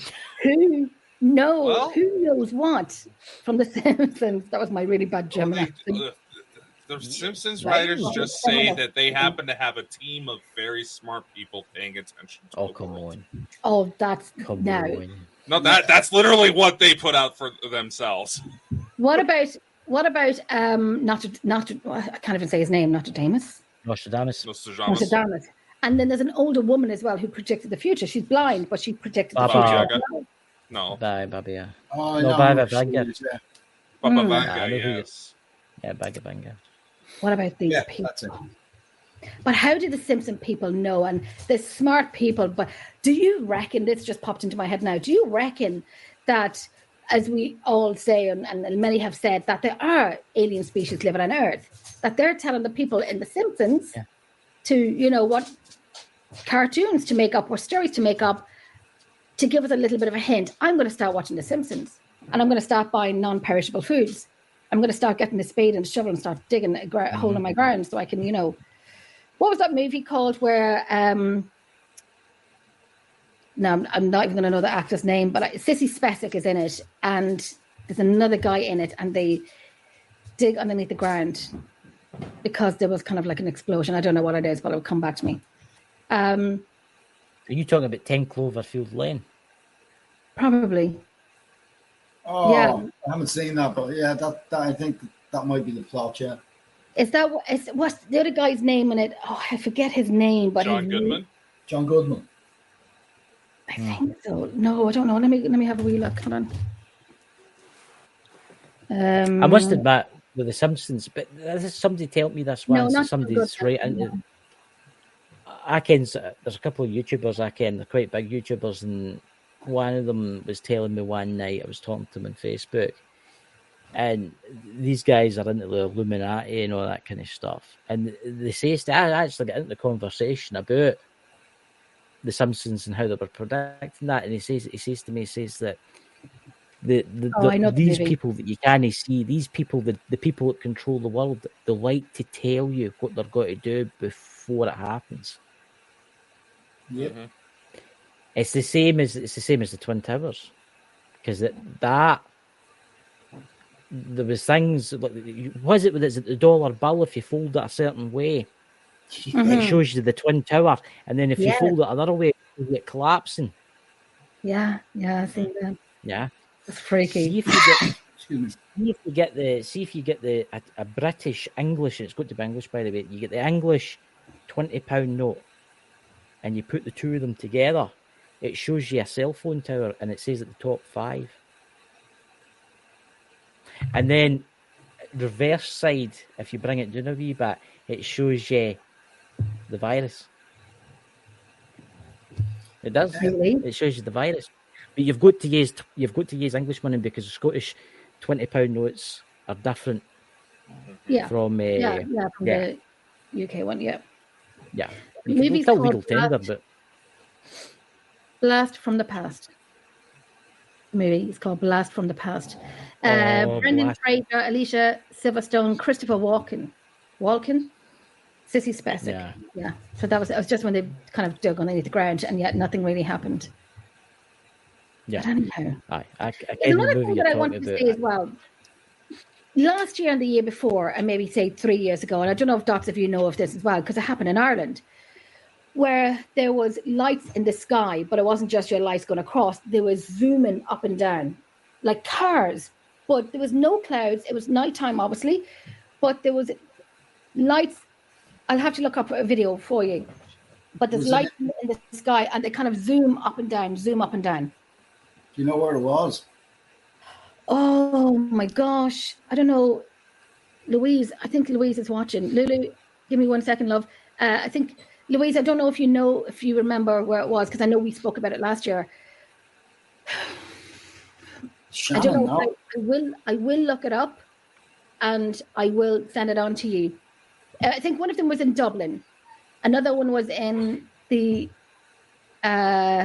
west of Ireland, which is very common for sites. But it's one was Yogi. I need to get him muted. He's having the moment. He's feeling. Oh. Don't take away his picnic basket, please. They are all coming off, and I'm going to use them as put lights inside them so they can flash when I go on location. And then my cat needs to be. Donegal. That's the one, Lulu. But they love the Cork and Kerry Mountains. Yeah. But did you remember them, Lulu? Where they were it was like a normal. There was no clouds in the sky, nighttime, but they were zooming up and down, and people were commenting. And actually, a few of them were sent to me privately. And as people were saying, it was like a disco, but this is like traffic. I've never seen anything like it. And then people were trying to, was it the weather? Is it a thing? Where you have these clouds and there's different, names to them, and they have the blue ring around the moon, and that's just because of icicles and so on. But this was like traffic going up and down. It happened 2 times. Anything moving fast, obviously, isn't going to be any type of phenomenon like that. What I have seen a lot of people reporting before, and this is quite often, I see a lot of stuff on the internet, where it's a light display hitting the clouds, because it's too uniform. When you see 4 of them split off and then going around and come back in again, and if you look at what's happening, it's reflecting off the clouds, and it's a light formation from the ground that's projecting up. If it's anything solid, or if it's producing its own light, you can see the difference. Reflection off a cloud is one thing. If it's producing its own light and it's moving fast, and faster than a plane should, or anything that we be normally used to, it's definitely not some kind of phenomenon, you know. Okay, it's not I'll like get coming video. through anything, or you know. I'll get some of the videos and send them on to you. There was another thing when I was saying, and I've said this a million times, when I was younger, there was something not similar but different, if that makes sense. And there was 3 of them. There was only 3 of them, and I was only a teenager, and I was coming home from my friend's house, and I seen something in the sky. There was no clouds, nothing for me to see in the sky. I just said to my brother's friend, "What's that up in the sky?" Anyway, everybody came to our house. The curtains were closed. There was TV put on for the younger people. I was part of that younger people, but I was a different one because I knew it wasn't normal. It wasn't okay. And there was 3 of them, and there was smoky grey, like cigarette smoke, and they'd go in like a round head and go and into a tail, and they were huge. 3 of them in the sky. And I always, this is like, I remembered it yesterday. And there was 2 this side and 1 this side, and they'd float up and down. This is how they swam, but there was nothing for them to hide into. So when they disappeared, then 2 would be on this side and 1 would be on this side, and they'd kind of go up and down like that, and kept going into each other. This happened for about 2 hours. And we were all standing outside. Now, I know my sister, 2 of her friends, circles, they had lost parents that night or that week. And then my brother-in-law's brother had passed away that week or 2 weeks prior. So that was 3 of them. So they, my mum was picked up from work. My friend came up to me. She gave me a brown paper bag to bring. I was that person, that child who thought differently. All the adults thought differently too. And at one point, we were standing outside. Our front door porch was just being built, so there's bricks there, and we're all standing out looking at these 3 things, just kind of going in and out, in and out. And if they were down on the ground with you, they would tower over you. My family's home was on a main road, but there's an empty field across it where we used to play as kids. So there's nothing in that factory. And we're all standing out looking up. One, if you blinked, you would miss. And I always get that kind of feeling when I think about it. One shot down, went through the hedge. You can see it going through the hedge and shot right back up. We literally screamed to the point others were pushing me back so they can get into the house. I was about 14 or 15 when that happened.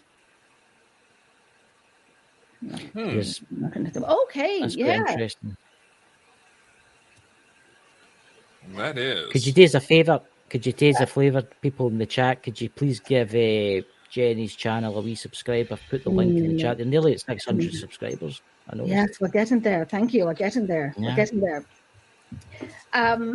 Thank you.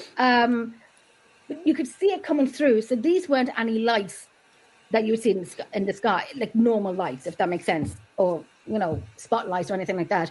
Yeah. You could see one because they knew you were looking at them. One shot down through the hedge. You can see the light going through the hedge and back up. And, oh, my God, I always get this in my chest every time I talk about it, that I wish people don't have to believe me. But I know, I'm not here to blow smoke up my own arse about what I've seen. I know what I've seen. I just wish, and I've drawn pictures of it many times, and I've colored it in many times. And I remember as a child, and I was too young to even know anything about aliens. Again, a family of 11, I'm always the different one. I remember being on my bunk bed, you know, the old 11 in my family, you know, cram us all into one room, can't breathe, can't move. Literally, there's 11 in my family. And I'd look out the window and I'd look up at the sky and for some reason I'd say, no, don't look out, because they know I'm looking. I'm too young to say that they know I'm looking. Who are they? And I said, and I always say this, that if I'm looking at them and I don't know that they're looking at me, but I think they're looking at me and I'm looking at them and they're looking at me, then they know that I know because they can read my mind. And then I know that they know because I know they're reading my mind. And so I was too young to even know anything like that. I was just that different child, very different child. I have a question for you, Jenny. Aye. The lights, did you ever consider were they actual beings or were they controlled technology? Like, did you? I would say they were beings. Yeah, it sounded like you were describing more what a being would do. That sort of interaction. Yeah. I think anyone I was with that night would not remember it. I remember my sister coming downstairs and said, Jenny, I listened to the radio in Dublin. It was just, they're having a party in Dublin and, those laser Hollywood beams, they were just that. And I looked at my sister and I was like, I'm one of the second youngest, but smart in that kind of sense that I ain't stupid. I am not stupid. And I looked at her and I said, these, you can bull crap me all you want, but I know these were not those spotlights. They were not the spotlights. Doggies, you're all going to get into trouble now. These were not spotlights. These left the sky. I know I'm giving out to my dogs. One of them left the sky to come down as if to say, what you're seeing is real. It's kind of like, I don't know, one, to scare us or two, to prove themselves. And it stayed with me forever. And I always say the same thing. Every time when I talk about it, it's the same thing. To prove it definitely wasn't a projection from the ground. A projection from the ground can only come back to the source where it's coming from. It can't bounce off a cloud and come down to the ground. It can only go back to the beam where it's coming from. So that's that out the window. There's no way it was, unless it's some kind of weird blue beam technology. You cannot bounce light off a cloud to come back down. It has to go back to source. Yeah. No. These were 100% because if it was beaming off a projector, this came down. Well, they could control it. This was in the 90s. So it came down, over and back up and continued to do the same thing. It was kind of like, now that you say projector, even though I know it wasn't a projector, I can't say that 100%, but I would be 99.9% know what I saw. And it was in the 90s. I don't even know. I was about 14 or 15. I left my friend's house, but nothing was in the sky for me to say. I remember walking up the garden. I put my left hand on my brother's friend's right shoulder, and I said, "What's that up in the sky?" But there was nothing for me to see. There was nothing for me. I didn't even look up the sky to see it. Nothing for me to see. It was a November night, clear night stars. And then he started saying, "Oh, it's the banshees, And I told him to stop saying that. I know he did. And I went in to the house and I said to my sister, "There's something in the sky, have a look."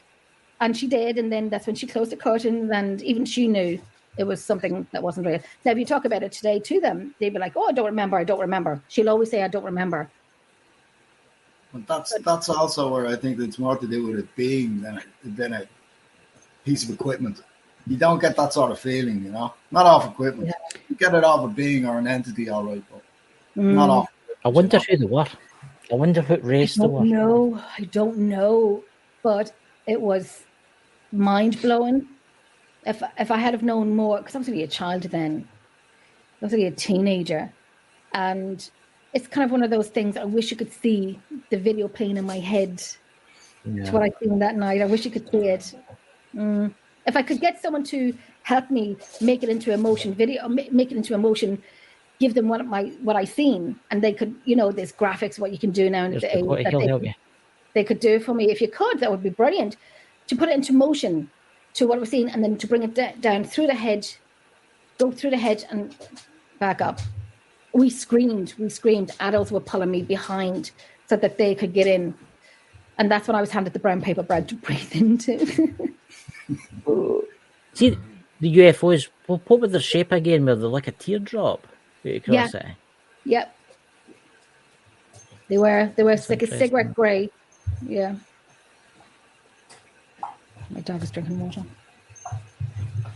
Yeah, it was like a cigarette grey. It was like a smoky grey. But, hasn't happened since. I like it too, but in the same way before.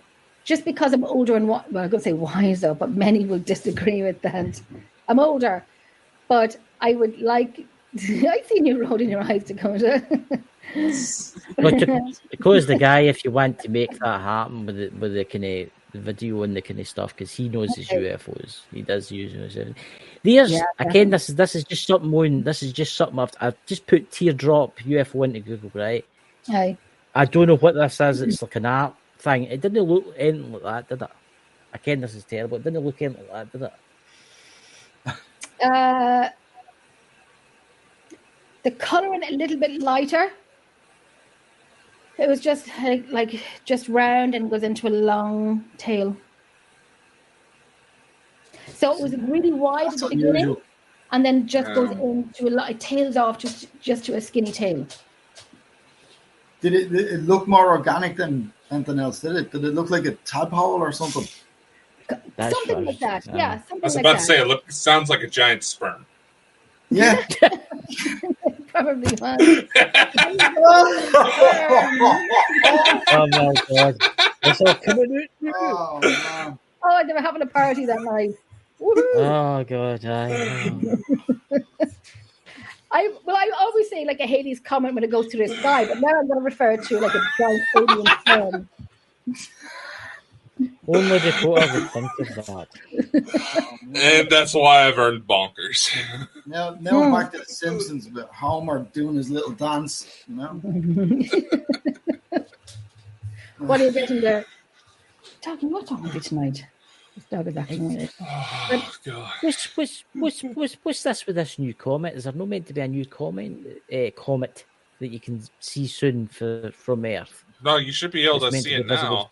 You should Really? Because I was wondering, because when I went out the back, my dad was like, looking about for it.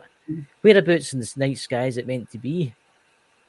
We'll Google that now, actually. I have it on my phone. I haven't looked. I was out earlier just trying to spot things, but I didn't actually check it on the phone.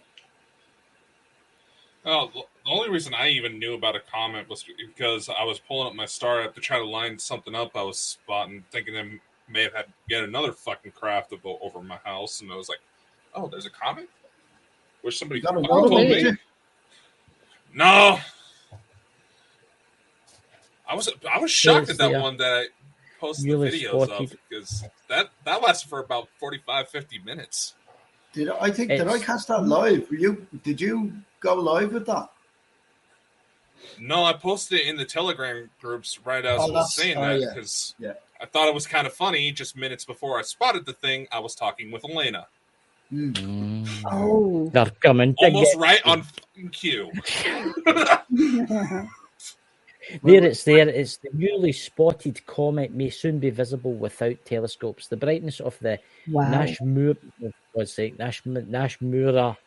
has increased since the discovery several weeks ago, leading to hopes that it will soon be visible to the naked eye.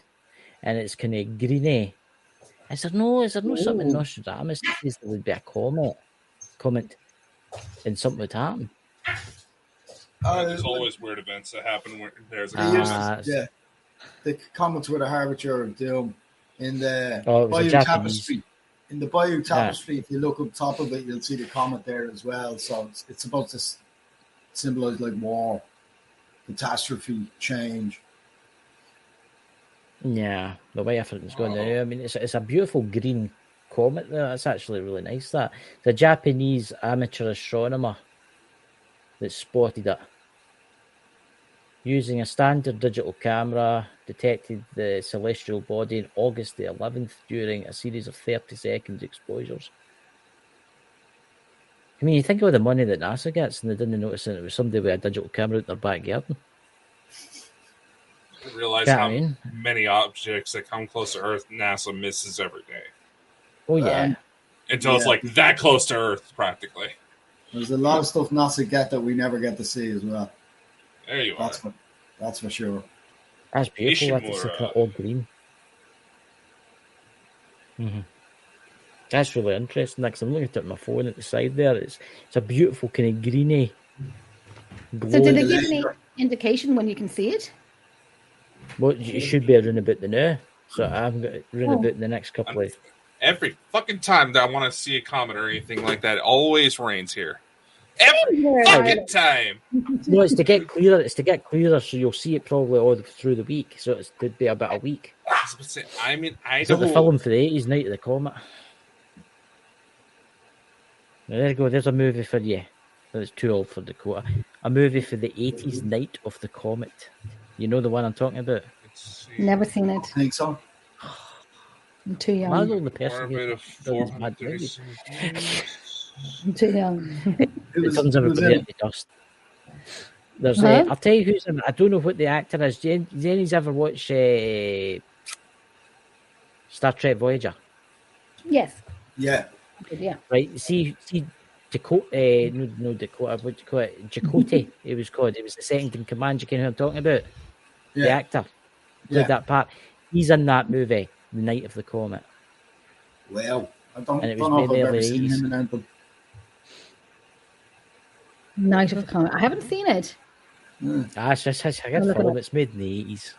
Does he look weird without his tattoo? Oh yeah, it looks odd, really odd. Is this really, a guy really from? Oh God, what's it called? My memory has gone to shit. What's that big circle thing that they walk through? Stargate. Yeah, it's not him. No. The guy with the tattoo in Star Trek Voyager. He was American Indian, I think, or something like that.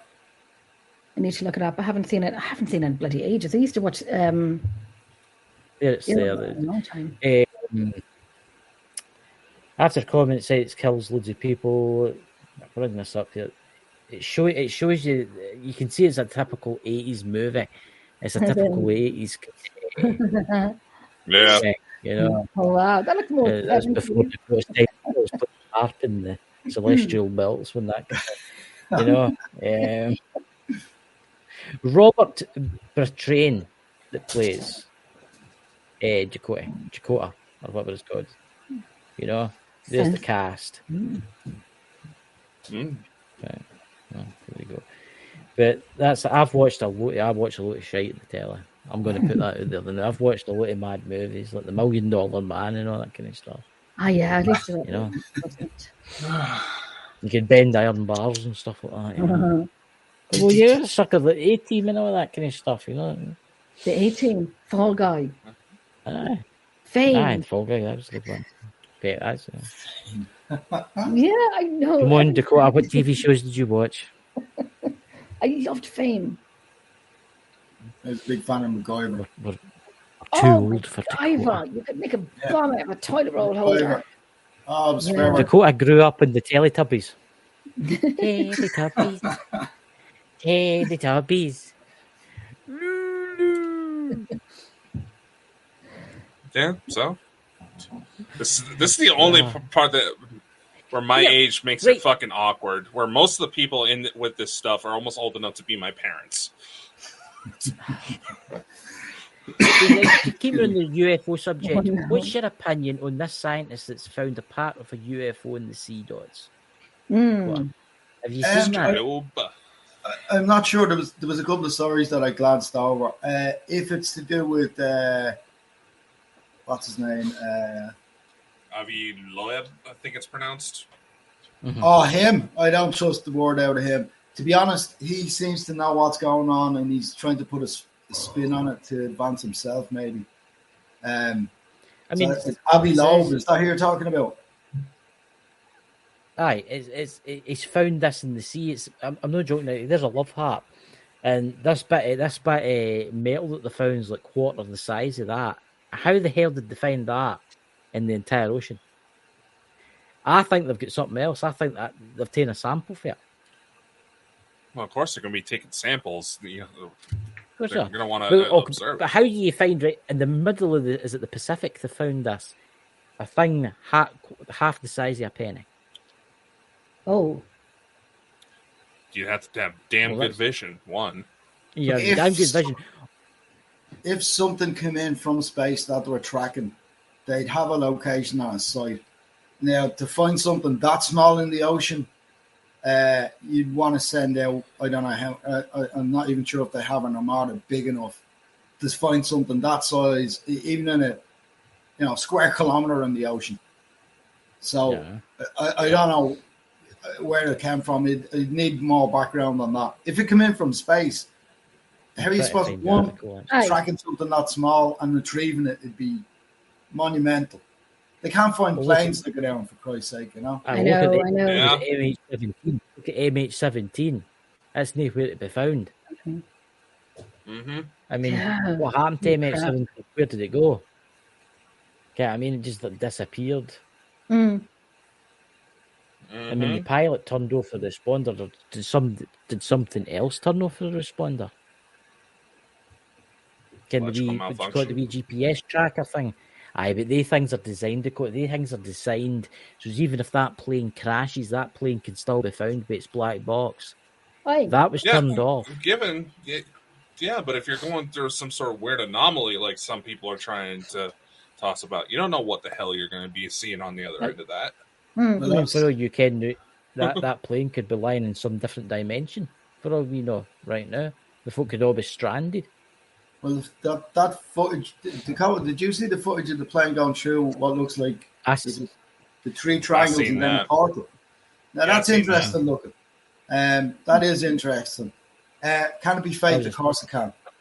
But Yeah. Oh yeah, I find that the fakes look too perfect. And sometimes the ones that look a little bit, well, it's a little bit odd, but it's not perfect. And it might be a different color. They're the ones I give a lot of thought to, especially if it's Was that unusual, something we haven't seen before. A lot of people dismiss the unusual looking ones, where I'd be like, that's unusual. That hasn't been thought of. Have a look at it. And a lot of them are the ones that people go back to later on and go, yeah, we dismissed it at first. It looked too fake. This one looked brilliant, and it turned out to be the fake one because it looked too good. yeah. Yep. You know? Totally. Was it a spy satellite that was meant to have seen it? Was it a spy satellite looking down? Obviously, that caught the video. Yeah, the plane just disappearing with the three triangles. I'm not sure. I never thought of the perspective. It looked like it was taken from the ground, though. But I don't If know. it was taken for the, how was it taken for the ground? Because it's in the Pacific. It would have to be on a boat or something like that, and the guy would need to be aiming up all the time for that to be. I'm sure I read it was a military satellite. It was a military satellite that was looking down in the Pacific. I mean, God knows what happened to that plane. It makes you wonder where that plane is, though, because it just disappeared. I know I've actually met somebody that's been the air crash investigator. I actually asked him about this subject, and he says that black box should not have been turned off because those things are designed. Even if that plane flies straight into the side of a mountain, that thing's designed to survive. Well, the black box is one thing. You can turn off a transponder. Transponders are no problem turning them off. But the black box is a different story, all right. You're not really supposed to go anywhere near them. And they are pretty much indestructible. Yeah. But the transponder is easy, you know. That's handy enough. There's reasons for that as well. I mean, you think of all the strange disappearances over the Pacific plains over the years. I mean, do you think of the World War II squadron that disappeared? That was the Atlantic. And it was found. Was it the Atlantic? Yeah, I'm trying to remember the man's Pacific. name. Was it Lieutenant Pacific? Taylor? Because, Yeah. Five Navy bombers or torpedo bombers. Commander Taylor. I think that was the Atlantic. Make fuel and get lost. Was it? No, I'm sure it was the Pacific because it was because I'm sure they were found. I'm sure those planes were found in the Pacific. No, I think it was off Bermuda. I thought that was off Bermuda, that particular one. Aye. But that is the Pacific, isn't it? No, Bermuda's the Atlantic. Bermuda Triangle is the Atlantic. You sure? Yeah. Or is it Miami, right. You know, the triangle there. That's right, sorry. The interesting thing about the Pacific is Lemuria is there. Okay. Atlantis is the Atlantic. And then you have Lemuria, which was bigger, which was it seemed to be a bigger landmass. So there it's there. It's Flight 19. Flight 19, that's it.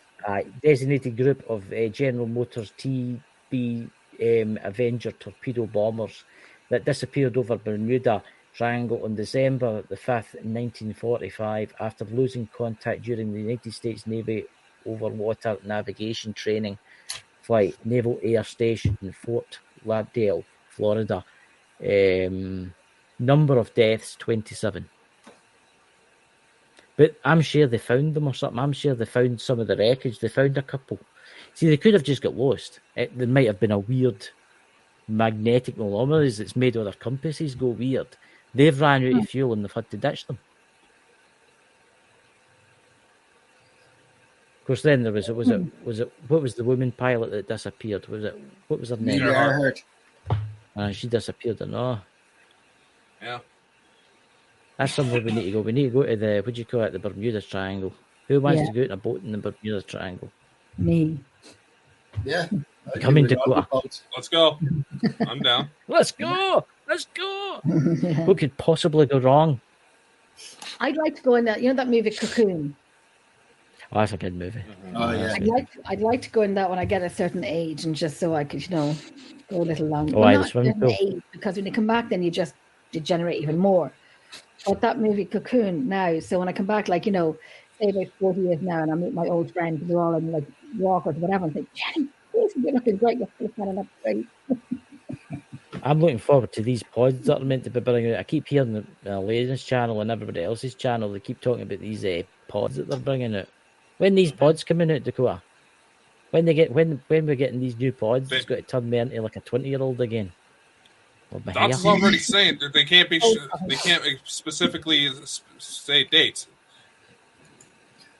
They can't specifically say dates either, but the handover of any technology like that, they won't give it to us until the people that are in power now at the moment will just corrupt that type of technology and try and make money out of it or do whatever.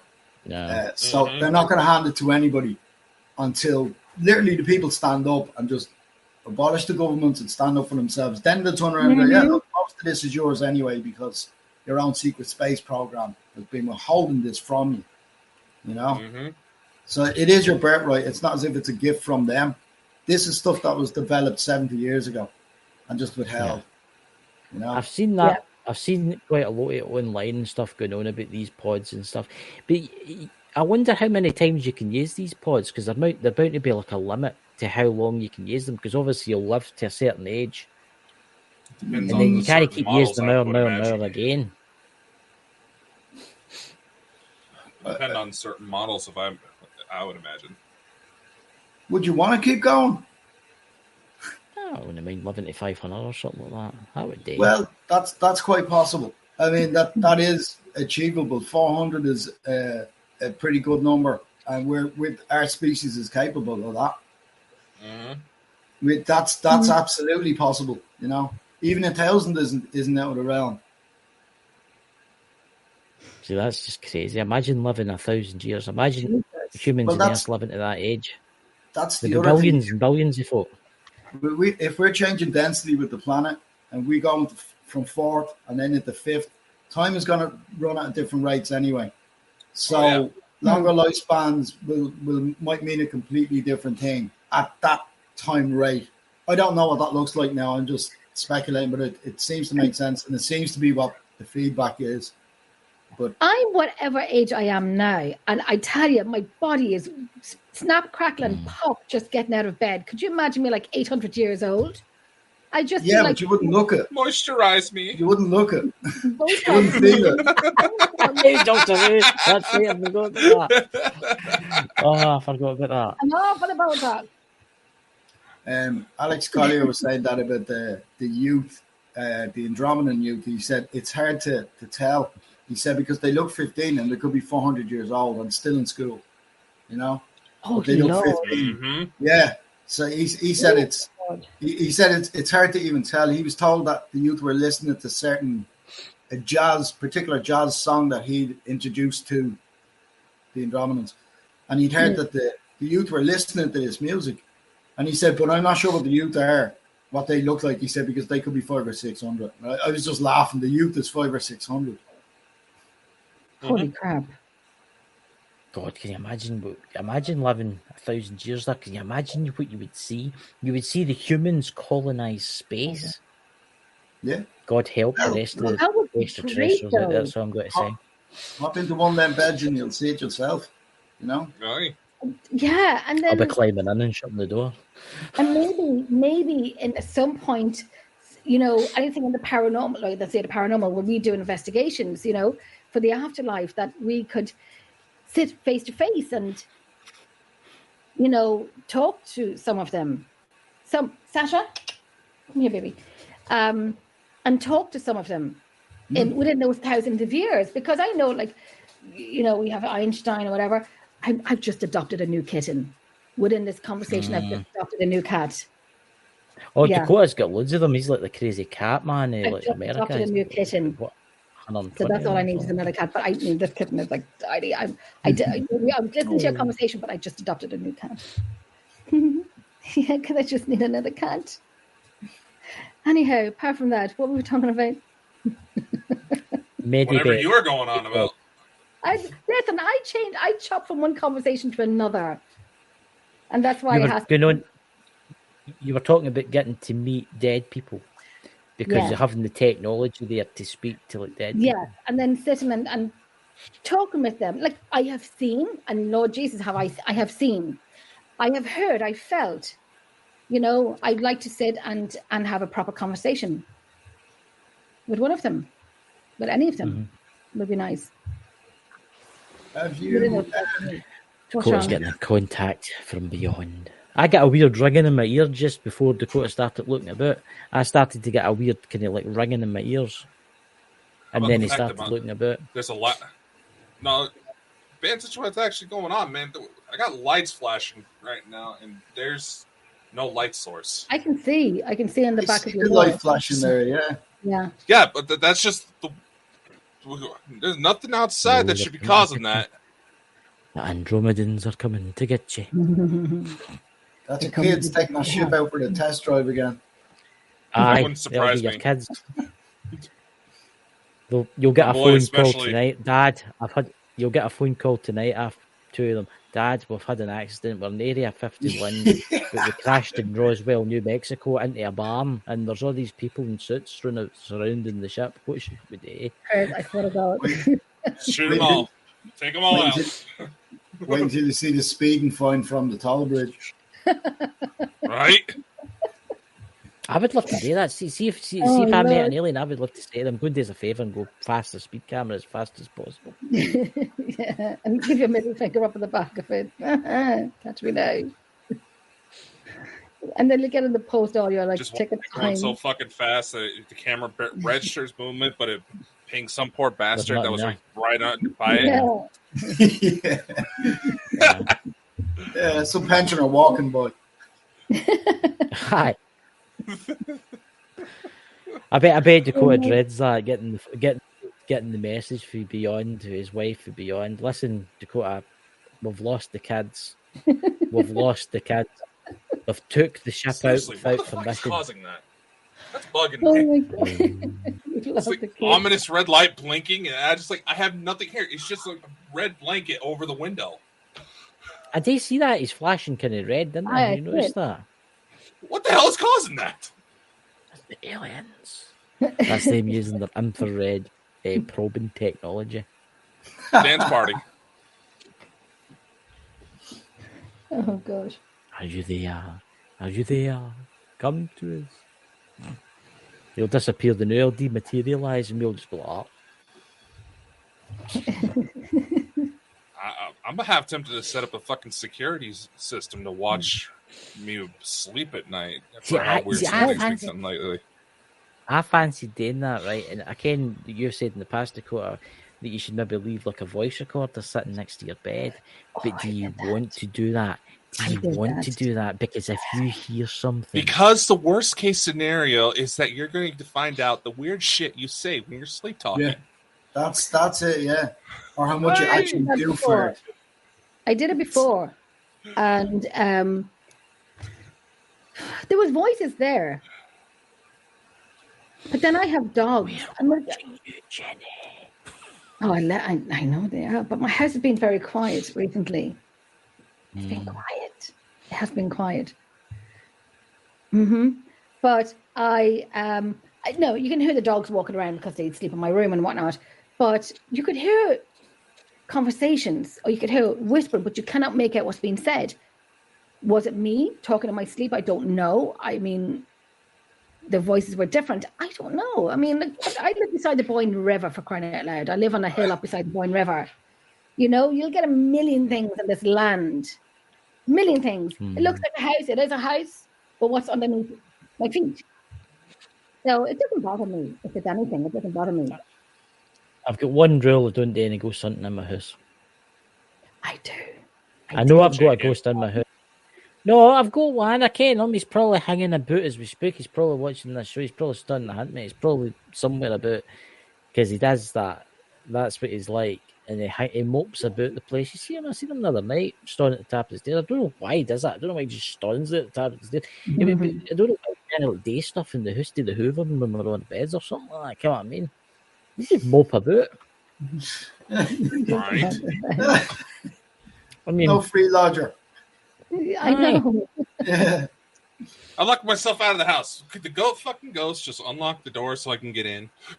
I always say in the wintertime, put the heating on, put the kettle on, make my coffee, or just have the kettle on so it's ready. make got some tea. Or just put the heating on in the wintertime and just, you know, have it all done. You're living rent free in my house. Now I don't feel like he's here anymore. I don't feel like he's here anymore. Dots. He was. Yeah. He's went to see dots. He was covers up to his chin the night looking around about him. But I know I did the spirit box in my house a few months ago. Oh my God. And I have the recorder on. When I do the spirit box at the cultist box, I have the recorder on. And my daughter was with me and she believes in it, but she doesn't really. But the minute she could hear things coming out and be played back on the recorder, she was like, yeah, shut up. And I'm like, it's real. It's real. Yeah. But she does believe, but when you really hear it and you validate it in some way, send the form, then she's a little bit, and she's 19, but then she's a little bit, Some of the files you've showed me, Jenny, are absolutely amazing. You showed Dots and Dakota them. The one where it goes, what was it you said again? You're in the museum and it went, yes. Yes, we were playing with voice. Dots, the Millmount Museum. Yeah. Yeah, so that was our location for about 6 years. And we were the only team to do it. So no other team were coming in to contaminate it and bring stuff into it. Or, we work we work our way of working. And so we'd go there a few times, a month, 2 months, 3 months, all the time for the last 6 years. So we were downstairs and we had the whiskey poured out for the men. We had a deck of cards and whatnot. And I was asking, do you want to play a game of cards?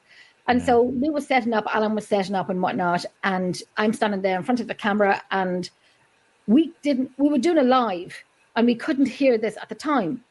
Yeah. And so I said, do you want me to set up the cards to play a game of cards? Do you want a game? I'll ask you one more time, do you want to play a game of cards? And we didn't hear this because you can hear me talking afterwards, and you can hear a man saying, yes.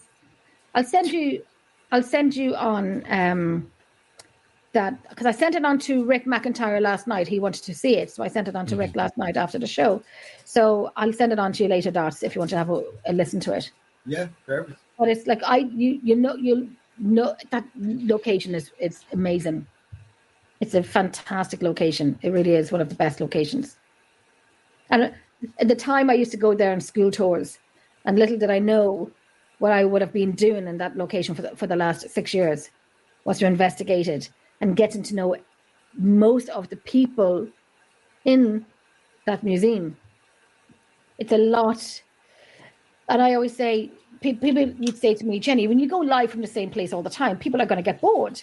And I'm like, we obviously work differently. His team and my team, we work differently. He's for the numbers and I'm for quality of what we get. So if there's two people watching, I know these two people personally, and they watch every time. I've had many people come over from, say London and America, and I bring them. They want to go to the museum because we always do live from the museum. So when I bring them to the museum, they're actually in the building, what they've watched on lives all the time. They get to know the place from the lives that we've done. And you get to know the people that's in that museum for the last, and people get bored watching. But like I said, it's for quantity.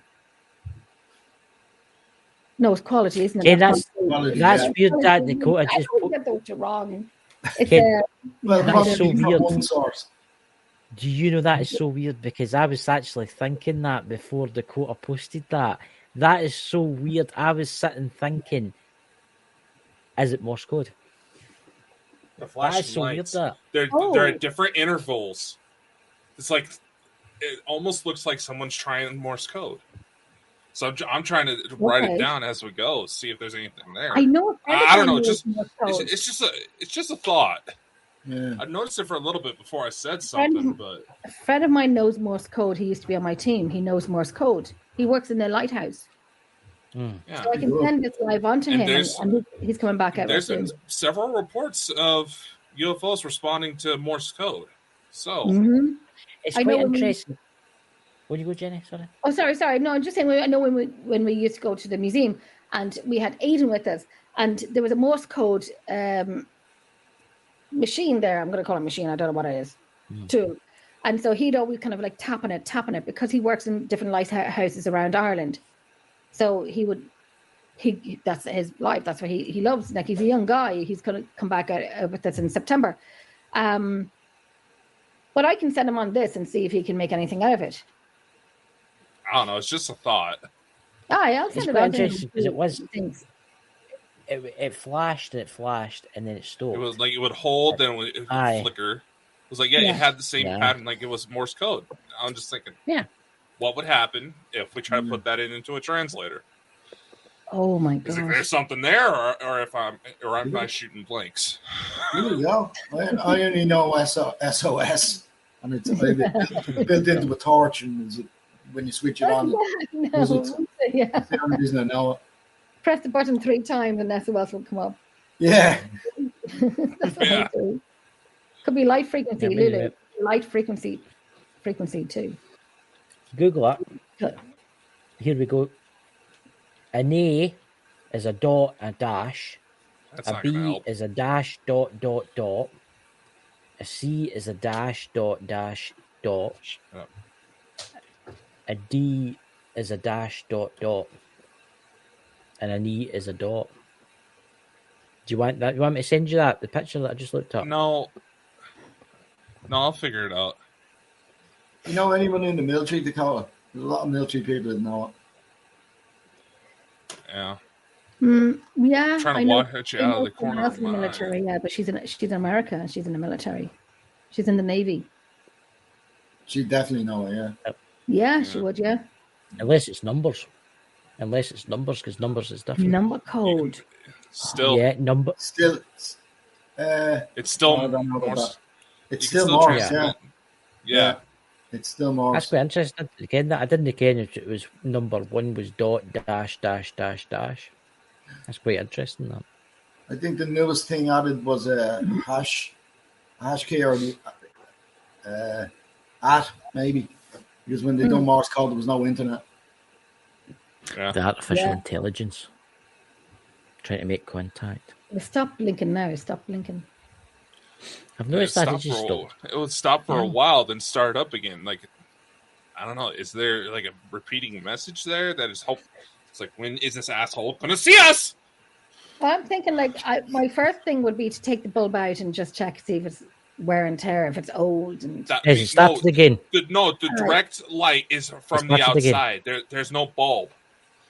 No, it started. It started again. where's that I red know. light Watch coming from? I have a red curtain. Okay, so the lights from outside. The lights from outside, and it's only 4:30 in the afternoon for me. Oh wow. Okay. Okay, so the pulsating daylight. I know, I right? mean, I mean there's Unless something's outside Yeah. the window. I know there's this is. rain clouds, but that's about it. I don't think I they know- would sporadic like that. I know this is a stupid question. You when you do welding glasses or goggles or anything, just take a look at the sun and see if it's doing anything weird. But don't look with your naked eyes now. Put on Oh some, no! put Yeah. on welding glass or something like that. Mhm. I have some old eclipse glasses lying around here somewhere. Yeah, so don't look with your naked eye, obviously. I don't. It's And actually whatever quite you interesting do, looking at don't sun. put spray sunscreen into your eyes. The last major Aye, eclipse, God. they had to put that Jesus, warning aye. out. Dear God. Oh no. It's actually quite interesting looking at the sun with a set of welding goggles on. You can actually see sometimes. I used to have a telescope and it had a special bit it screwed on the front, and it was the same glass it was in the welding. And when you looked through it, you could actually see the ejection. You could see the mass ejection coming out. It's absolutely spectacular. It is. And I have a couple of telescopes. Definitely. One here and one on loan, the automatic one. And I missed that, Jenny. What was that? That's Louise on my team. Do you have a stalker using a laser to decode? That's a pretty fucking strong laser. Somebody's on the moon, the moon shining. It's like, shit, direct energy weapon. Bye! Aye, good and paint your roof blue. I don't have a ladder that can get me up there. You'll be fine. I have one here, but I don't think it'll reach it. Have you got? Oh, Lord. See? Oh, that's crap. This one, different story. Yeah. You point this at the camera now, they just it will ruin your camera and it will blind us. Ruin the I camera. don't know. Oh, yeah. On the chip it. I mean, yeah, see. A lot of people don't realise that, but if you shine a torch into your camera, it can bugger it. It will ruin it, yeah. That's it, yeah. Well, technically, that's illegal in this country because somebody was shining them at aeroplanes. So that's true. Years for when you're stargazing or if you're trying to teach somebody, I would never do such a thing. You need a laser. Yeah, I remember the neighbour across the road was kind of shining it into my kitchen, and it was the children in the bedroom across the road, and they were shining it into my kitchen, and they did it once or twice, and I'm like, do it 3 times, I'm going to be Canoga indoors. It's handy. It's handy for taking the dog a walk at night. What, the laser? No. It's handy for taking my cat out for a walk. In the garden, the dog chases after the wee dog up and in the garden. You shine it up into the. You sit there and drink a cup of tea and shine it up into the garden. I was in Malta one year and I was on the 4th story balcony and there was a lot of cats that were hanging around, a couple of skips at the back of the building. And during the day, I spotted 2 little lasers. Myself and a friend of mine got them. And that night we were on the balcony and we were racing the stray cats up and down the road with the red lasers. And, of course, the guy in reception went nuts with us, like, you know. It was a good 20 minutes entertainment until he started screaming. Oh, they had fun. Putting lasers at planes is a very, very bad idea because a lot of people don't realise that aircraft glass is actually... No, I'm no stupid, Dakota. I would never do anything like that. Actually, you've admitted it to me on several occasions. No, that was my bloody next door neighbour shining it in the window to try to catch it. And that. But it's see aircraft glass. It's actually reflective because if you shine that in, it'll fractal. Oh yeah, inside. It's the same with a car windscreen. Throwing a flashbang in there. It's the same way. Yeah, it's the same way. A car windscreen. Some car windscreens, it'll look like just a dot hitting off the windscreen, but inside it'll look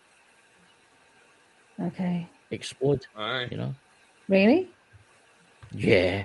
Well, I exploded when they shone it into my kitchen 3 times, and the little kids went over, and I said, on the door, and I said, "Your kid's shining," and I was telling I said, "I know I have laser pens at home," and I didn't tell her why.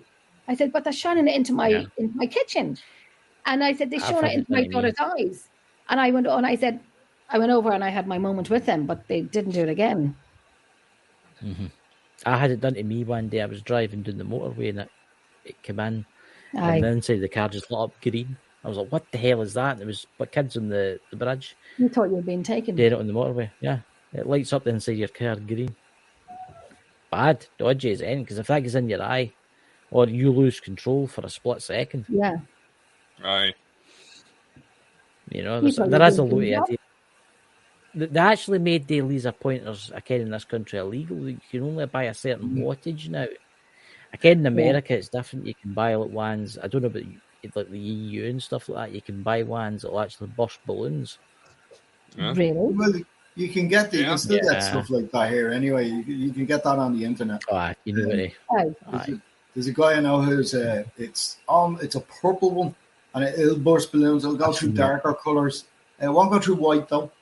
But it's a very fine purple or ultraviolet color, and you won't see unless you blow smoke into it. You can't really see it day or night. Oh yeah, it's a really dangerous one. It has a lock on the side of it. It looks like a little baby lightsaber, and I don't know where he got it in Thailand, or I don't know where he got it, but he was able to get it delivered here anyway.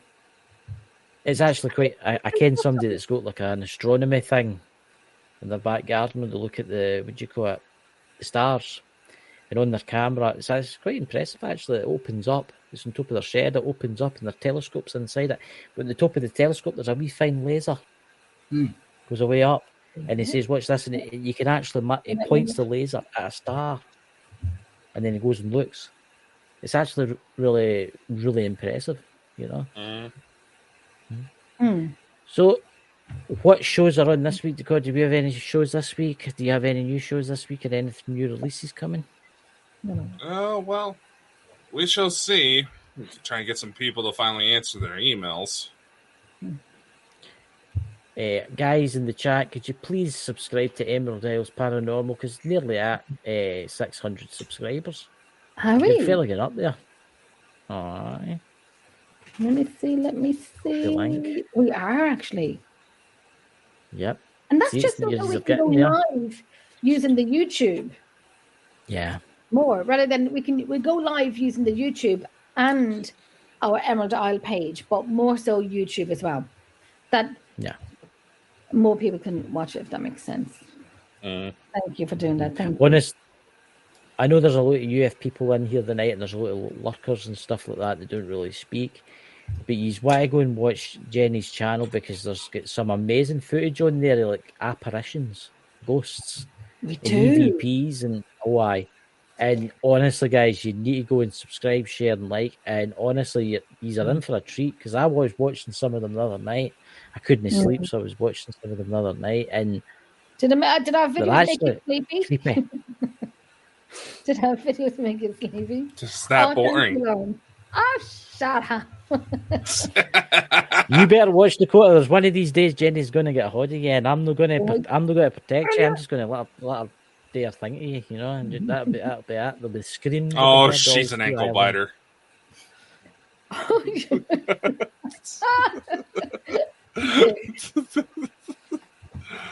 There you go. There's Lawrence Cantwell. Just subscribe to your channel. Jenny. Thank you, Lauren. Thank you so much. And I tell you, any of our work that goes up, any from Lep Castle, from Jack the Ripper Tour, from the Drogheda Museum Millmount, like I was saying to you earlier on, it's not kind of the little thing we get, we put it up. Louise dissects the crap out of it. And if we don't get it and we can't, we'd have to look at it 2 or 3 times. It doesn't go up, including the audio work. It has to be what we would be happy with. So everything that goes up, that's what I will say about Emerald Isle, is that our work is clean. And if anybody wanted to question us on any of the videos, we can answer all of the videos for sure. We don't kind of see one thing and just say, oh, it's an orb, it's a shadow, and put it up. It's dissected before it goes up. So that's what we have on the Heather's Emerald Isle Paranormal Researchers. Another subscriber. Thank you, Heather. And so our work is great. And so it's just that we go live on the Facebook page, which is Emerald Isle Paranormal Researchers, and then we want to go directly live onto YouTube without having to use StreamYard sometimes. So, who's it? What is it? That's not Louise. Called it Paranormal Sleeps. Paranormal Sleeps. I will say this because Jenny goes, guys, in the chat. She goes to Leap Castle. Obviously, that's one of the most famous castles in the world. Have you been there? I'm not sure. I noticed that Lar in the chat there who's talking away. He's a very good friend of mine. He's been to pretty much every castle in the country. Nice. And I can't remember what castles we've been to because we used to pick a Saturday or a Sunday and just go out and visit. And if it was abandoned, we'd go out and, walk around. Yeah. Have you been to Redwood Castle? To where? Redwood Castle in Tipperary. Redwood. I don't think so. Yeah. I was at. Oh, hold on. I was at a castle which I stayed in. The O'Toole family owned it, or some relation of theirs. and it was beside Devil's Bit, the mountain tipper area. And I spent a weekend in it. It's half a house and half a really ancient castle, and then sort of a modern red brick in the say 1800s was built onto the older part. It's privately owned. Very interesting place. It was about 1718. But nice. We have to look that one up. No scary stories from it. But it was an amazing place. Now it could be great. I'll have to look at it myself. It was right. Oh, you've changed my. What do you name? Change my name. I'll give it you. Yes, it is my birthday. This is Tuesday. I'll be 18. Just Happy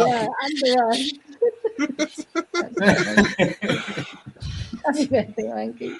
Again, I can't be arsed changing it. I'm just going to leave it. Well, myself and my team are going to Redwood Castle and Leap Castle. Redwood Castle is on the 30th of January, and Leap Castle is on the 31st of January. We do have a fantastic friend of ours coming over from Washington. He's a YouTuber. So he's going to be staying in Drogheda and whatnot. We are looking for more people to come with us. Only people that we know, not Tom, Dick, and Harry that just wants to come, who has experience in the paranormal and whatnot. The invite is there if you want to join us. You're more than welcome to join us. Either both nights or the other nights. You can join us in Leap Castle or Redwood Castle or both. But are you on Facebook? I'm not on Facebook. You might find an old page there. I can't even remember how to get into it. So I'll find some way to mail you then so we can connect. So then I can give you updates of the locations when we're going. Yeah, sure. We'll talk afterwards. Yeah. Aye, definitely. Yeah, we have another one coming up in September that's very, very, very private. But I'll let you know about that one too because we have to sign an NDA. It's never been done before. Never been done before. We're not even giving the county away where we're going. There's 3 locations in the one county that we've never done before. We have to sign an NDA, so I'll let you know about that one too because we're looking for people that we know. When you go to Leap Castle, I think you should take Dakota and put him in that special room in Leap Castle. In the oubliette. Oh, yeah. There's one way in and there'll be one way out in a cart. You're wanting me to mess around with your girlfriend? No. I'm saying you'll be in there. No. I'm not saying about me.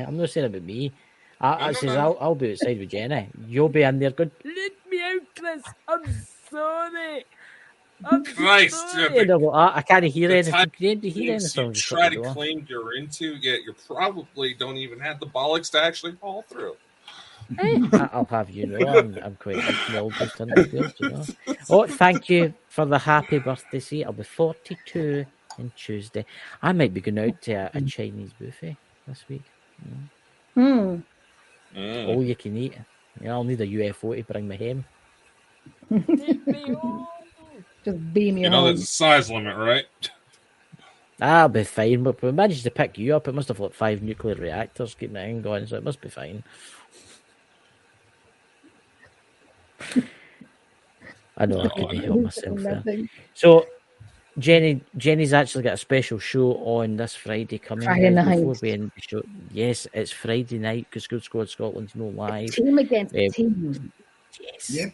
Good Squad Scotland against Emerald Isles Paranormal Researchers. We're doing a trivia. We're doing a quiz. We're doing a trivia quiz. A friend of mine, Robin Ramsey in New York, she's going to be doing up all the questions. And we have to have a buzzer. So whatever buzzer you have, just take them with you. Anybody who's watching, please do not put the answers in the comments. No. But then how is Chris supposed to be able to answer anything? I don't know. Because I've got brains, Dakota. Something that you don't have. Go on, Drogheda. Yes, Lawrence. Go on, Drogheda. Yay. I tell you. And it's Emerald Isle Paranormal Research. It's against. Oh, it should be Shadow Whispers again in the night against Ghost Squad Scotland. Or either or. Anyway, we're going to do the post drop. I'm going to do the post drop tonight. But anyhow, so Robin Ramsey, a friend of mine in New York, she's going to come up with all the questions. So the questions are going to be about everything and anything, as long as it's not too scientific, because she's got the brain of Einstein. So anything goes.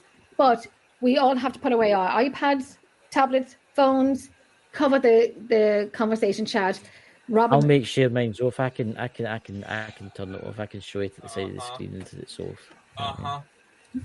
Ladies and gentlemen, you have we'll to also actually be hosting a fundraiser. You know what I mean? A fundraiser for Christopher's funeral, as he will not likely survive that. without his like, trusty oh iPads. dear, I need to blow my nose. I'm just going to mute the mic. Hey, Siri, So what date did yes, such and such Lulu, happen? good luck to us, Lodge. So even though she's a friend, even though Robin is a good friend of mine, I am not going to know any of the questions. So it's going to be a bit of fun, a bit of banter. Instead of something serious all the time, it's going to be a bit of fun, a bit of banter. And I don't know what to do.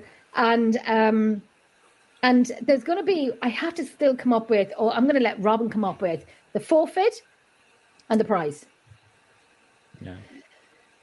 Yes. Yes. Rest in peace, Chris. Rest in peace. Well, do you know something? If my team loses, I am nominating Dakota as a good friend to go bungee jumping in my place. Yay. I would love to do that, but I'm too big. Trust me, I've looked I into it. I tell you before, the US military can drop an Abrams tank out the back of a plane. We can get the same parachutes for you. It'll be fine. Bungee jumping and parachutes are two completely different things. One. It'll be Two, fine. the last thing I would want my final moments to be on this earth is squealing like Wile E. Coyote on the way down because a giant rubber band just snapped and smacked me in the ass.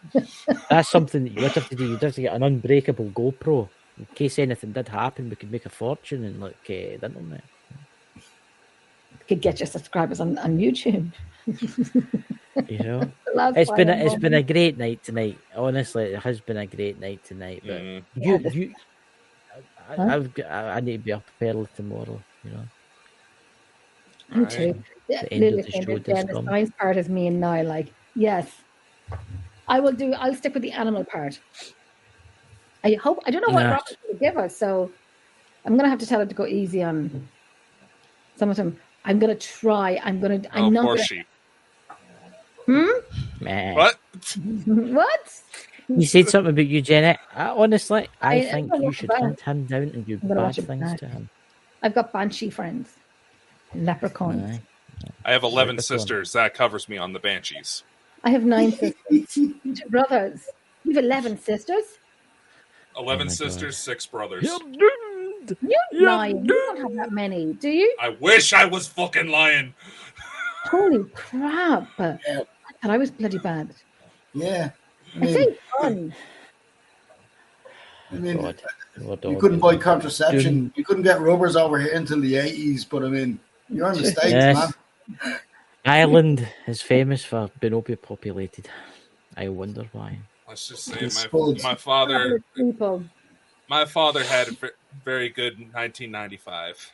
1996 as his kids started popping out. We sure did. Oh, God. Well, and trust me, I wish I was joking about this. So, ladies and gentlemen, on that happy note, and that you've just learned about contraceptives in Ireland and stuff like that, I hope you take that in. You never know, you might be asked the question when you might be on Who Wants to Be a Millionaire. Listen, it could be and they ask the question. Friday night. At least I'll know it's the 80s now. It's the 80s in Ireland, yeah. Is it just me or is Jen's shirt changing color? No, I think it's no. It would flash like it would look blue for a second. It looked light green. Yeah. Did it go blue? Did you say blue? Yes, I'm not joking. It's the wizard. No. Well, Chris, at least you know your girlfriend's safe.